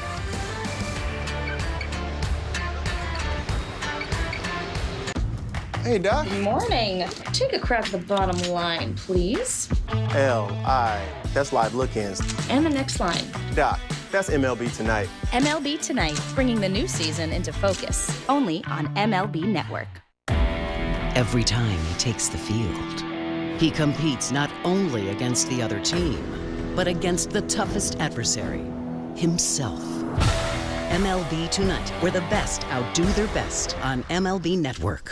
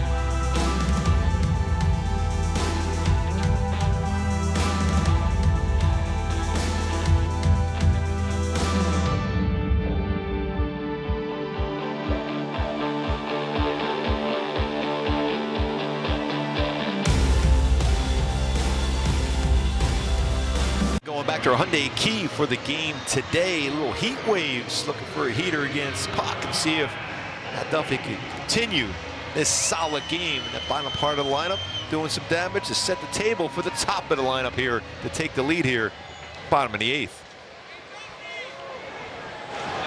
Crunch time here in this one. Puck remains in the game. And starts Duffy off with a fastball. Kemp remains in the game. He's at second base. And Capel is now in right.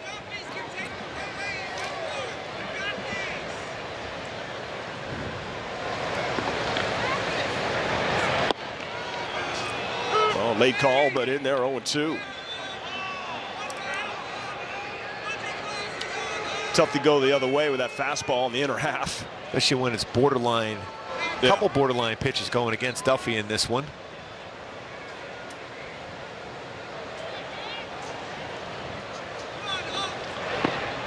It got him in the foot. It did. It got his back foot. You're right. Duffy's aboard. Hit batter. The old back foot slider.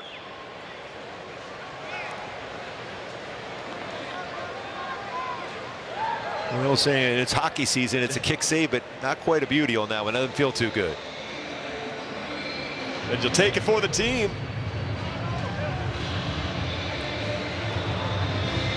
Stefanik up here now. You wonder if he's not going to be asked to square around the bunts. Okay, yeah, pinch hitting is Michael Stefanik for Theis. And what you want to do here, if you're Stefanik, if you're going to bunt here, you want to bunt it towards that first base side, because you have a lefty on the mound who's going to fall towards the third base side of the pitching mound, and you have to hold the base runner if you're Garcia, so you have some room to be able to get the job done. That first base line. So Stefanik, the righty, replaces the lefty, and right down the first base line. It's a beauty. Missed him, but got him on the throw. But advances Duffy to second. Nice job. You're going to hear the attaboys when you get back to the dugout with that piece of bunting. That's his perfection. You want it that way. You want to force, make that play, because it's going to be a longer throw, because he's got to wait before to come in on the baseball, holding the runner at first. Nice job by Michael Stefanik in those high fives. And Puck almost tagged that oven mitt out of his back pocket.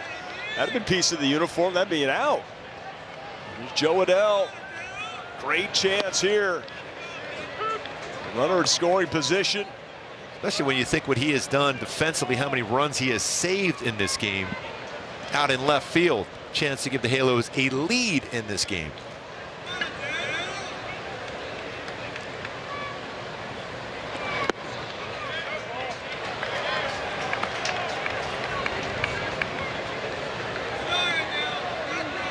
First ever at bat for Adell versus Puck.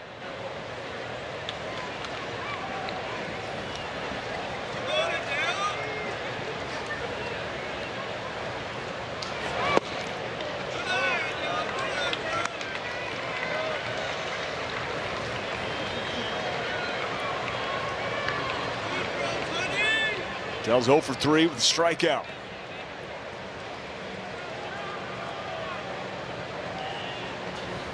Good count, 2-1. And it's hit to the hole, it gets through. They're going to send Duffy. The throw to the plate is not in time. Angels take the lead. RBI for Joe Adell, 4-3 Halos. What a game for Joe. Outstanding in the outfield, defensively, good throws. And now a clutch go-ahead RBI single scoring Matt Duffy. I love what Mike Gallego do. Take the shot. Got to take a shot there. Make a perfect throw. Gets through the hole. Duffy, no hesitation, slides in there with that go-ahead run. And good running, base running too for Joe Adell. As soon as he sees that throw to the plate, he advances to scoring position himself. Yes, say it is so, Joe. Oh, we've got a contender for a player of the game. And he's standing at second base, and he wears number 7. That's just good old-fashioned baseball. You got him on, you got him over, and you got him in. And Ivan Soto now, who's had himself a great game. Sac fly RBI. And a single and a triple. Sporting a hefty 393 batting average. That's a lot of confidence at the plate he has right now. You're right, you can see it. Just think about it, he's in Double-A this year. And his hands, he's comfortable with his hands at the plate. This is the guy, remember, it was when he had that pinch running experience for his first game in the show. His legs are shaking at first base, and now he's got a magic glove and a hot bat. Oh, looking for a flare, looking for something to drop. Oh, Kemp going out, laying out, and making a tremendous catch. I'll tell you what, I've seen Kemp make so many plays like that against the Angels. Wow, that is unbelievable. Yeah, that deserves a smile. And everybody here is on their feet saying, Oh, tip of the cap, young man. What a play. That is an incredible play. Incredible play. I mean, that is full extension on the dive and controlling the baseball, and then had the presence of mind to throw it back in. Look at him. He's airborne. Wow, what a play. Like a wide receiver in the NFL. Russian judge gave him a 10 as well. What a play.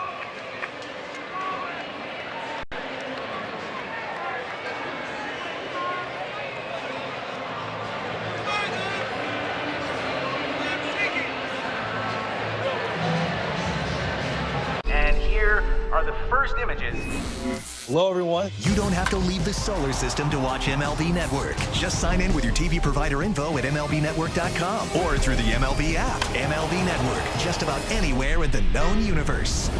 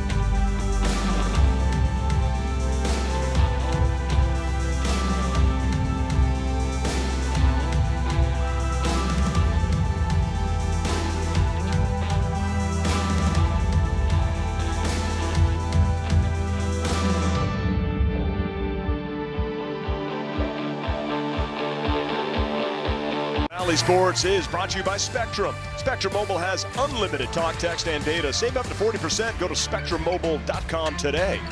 By the Orange County Auto Show. Hundreds of the hottest new cars, trucks, EVs, and more. September 29th through October 2nd at the Anaheim Convention Center. And by Cremily. Taste the difference. That makes a difference. Try Cremily, the official frozen yogurt of Angels baseball. And what an eighth inning, Gooby. And what a catch by Kemp to take a hit away from Levon Soto, which would have been his third hit of the game. Angels, however, do take the lead on the Joe Adell single. It's 4-3, bottom of the eighth. Well, that's an unbelievable play. Yeah. That is another run, an add-on run. I've seen that a lot against the Angels for Kemp at second base. Austin Pruitt, fourth team in 5 years. Rays, Stros, Marlins, and here with the A's. And there's 2 outs and a real tough part of the Angels batting order. And his fastball has some tailing action. 90-93 curveball, slider, changeup.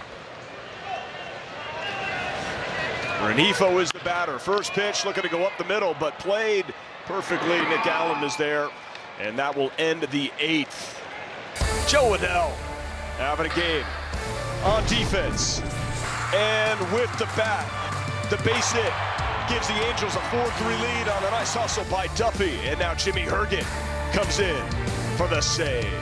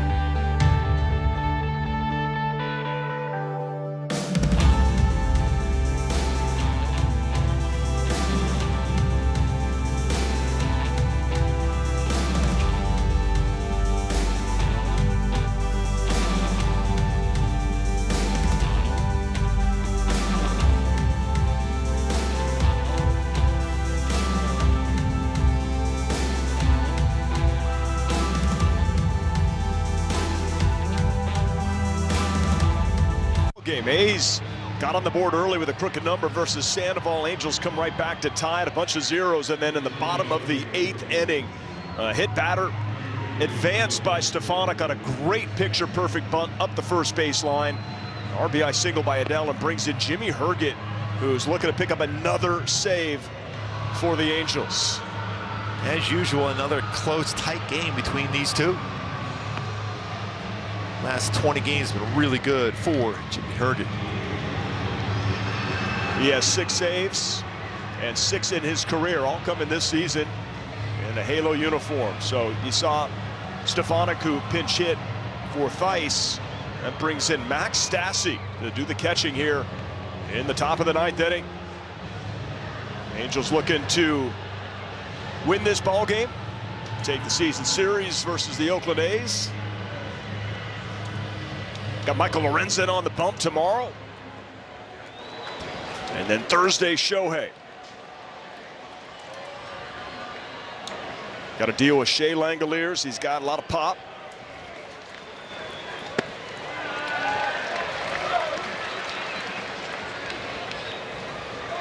And a pretty good game with a single and a double. And also runs scored. DHing here tonight for Oakland. Try to go another slider, try to get him to chase that one. That time he didn't go after it. First one he did.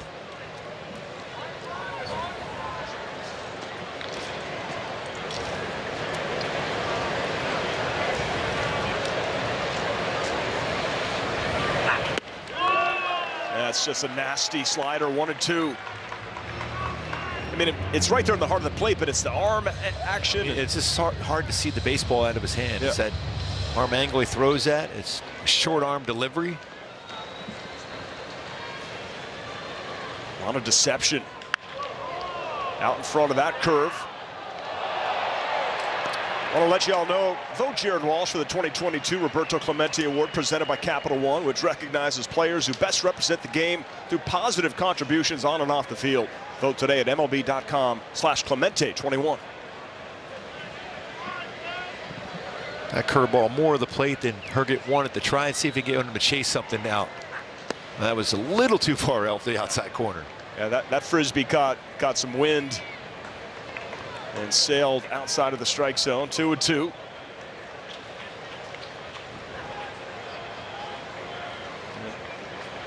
Slim Jim, Jimmy Herget, has been a real good pitcher for the Angels out of the bullpen this year.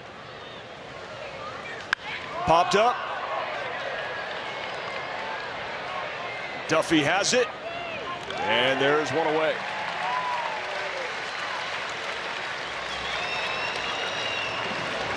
Well, the all-important first out in the books. That's going to bring up Stephen Vogt.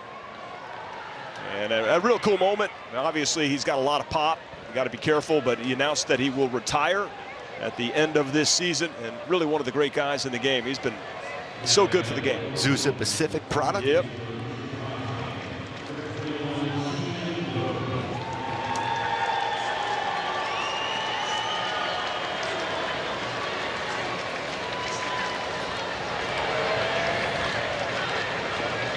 Jimmy Herget has never faced Stephen Vogt. Well, off the bench, you're thinking most times as a hitter off the bench, you're always looking and sitting first pitch fastball. You got that slow curveball. At 76 miles per hour.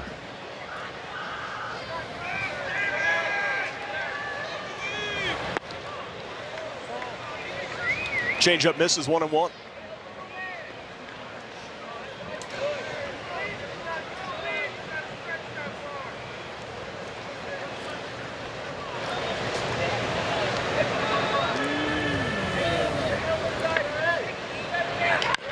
And a ground ball to first. Ford has it. Jimmy gets there. Jimmy can cover first. 2 down.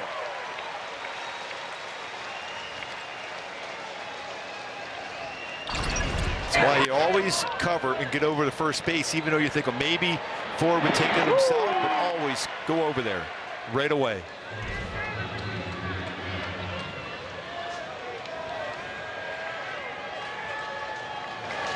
Baseball hugged the line. The PFP drill worked to perfection, brings up Nick Allen. He's 2 for 3. Angels 1 out away. And strike 1.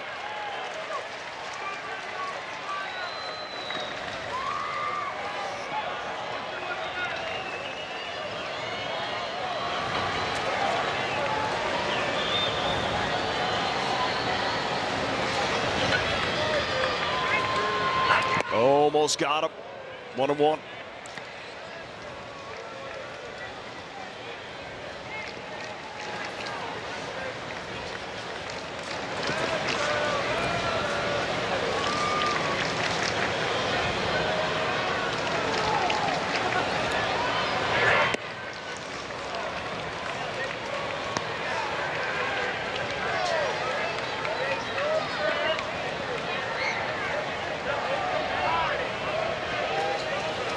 Crowd of 19,374 here tonight.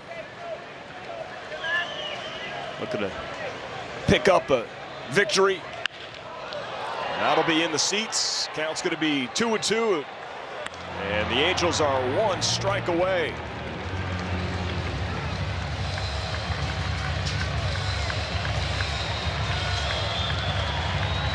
And they're on their feet.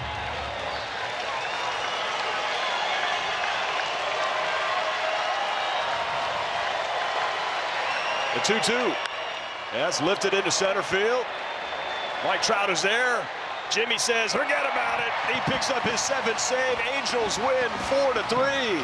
A lot to like about this game. We showed and highlighted all that good situational hitting going the other way. A sacrifice bunt big, and Joe Adell, what a game. With the glove, with the arm, with the game-winning RBI. Joe Adell, all around great game today. Say it is so, Joe. Halo remains lit. A nice series opening victory. A season series win. Angels have improved to 10-4 against the Oakland A's. And Joe Adell, and we know about the ceiling. It is high, and let's take a look. This is a nice play off the wall. It's really, I mean, you're getting that Karam, getting it in quick to Soto, who makes a good throw to the plate, and a tag by Matty Theis, and then going back to the wall, bringing one back. Joe Adell showing the leather, showing the arm, and then showing the bat. Brings the hands in, gets an RBI single, the go-ahead. So he's saves a couple of runs and provides the game-winning RBI. He's our Toyota player of the game. Of course, it's Joe standing by with Erica Weston. All right, guys, thanks very much, Joe. Really nice ball game by you tonight on both sides of the ball. Let's talk a little bit about the offense, though. You drive in the go-ahead run in this one tonight. A lot of really good offense as far as the base hits concerned, putting the ball in play. Take us through it. How were you able to get it done? Yeah, so, late in the game like this, the idea for me was to get a pitch in the zone and be ready to drive it. Just hit something hard forward, keep it that simple, and I was glad I was able to do that tonight. As far as the defense goes, you saved a couple of runs out there, some incredible plays. We know how much work you've been putting in with the defense all season long. How gratifying is it to see it come to fruition there out there in the outfield tonight? No, it's more exciting, for me than, some of the hits that I've had, just because it's something that I put an emphasis on to get better defensively, and, to come out and save a run like that in a game like this just means a lot to me. Really incredible plays by you tonight defensively. Last one for you, Joe. Your manager has been talking about how important it is for you guys, how much he's seen you show up every single day and try to fight right now at this point of the season. Just the importance of being able to fight and come out and play winning baseball right now. No, it is. We have a lot of energy in this clubhouse. Guys are still focused on winning. We come out, bring a lot of energy, and support one another, and do the best that we can. Try to put runs on the board, make the plays in the field, and play baseball. So. Nice job by you tonight. Thanks for the time. Thanks, Erica. All right, guys. Okay, Erica, thanks a lot. Gooby, nice job. It was nice to get a win here and continue to fight. That was fun. I mean, there's always a tight game no matter what the records are against Oakland, but everything was done well. Pitched well. Sandoval started off and did a nice job, but the bullpen was outstanding. The defense really solid, and some situational hitting. You love to see that. Yeah, same time, same place tomorrow night with Lorenzen on the bump. Game time 3:14. Tepera picks up the win. Puck takes the loss. We'll see you tomorrow. Angels live. Postgame next.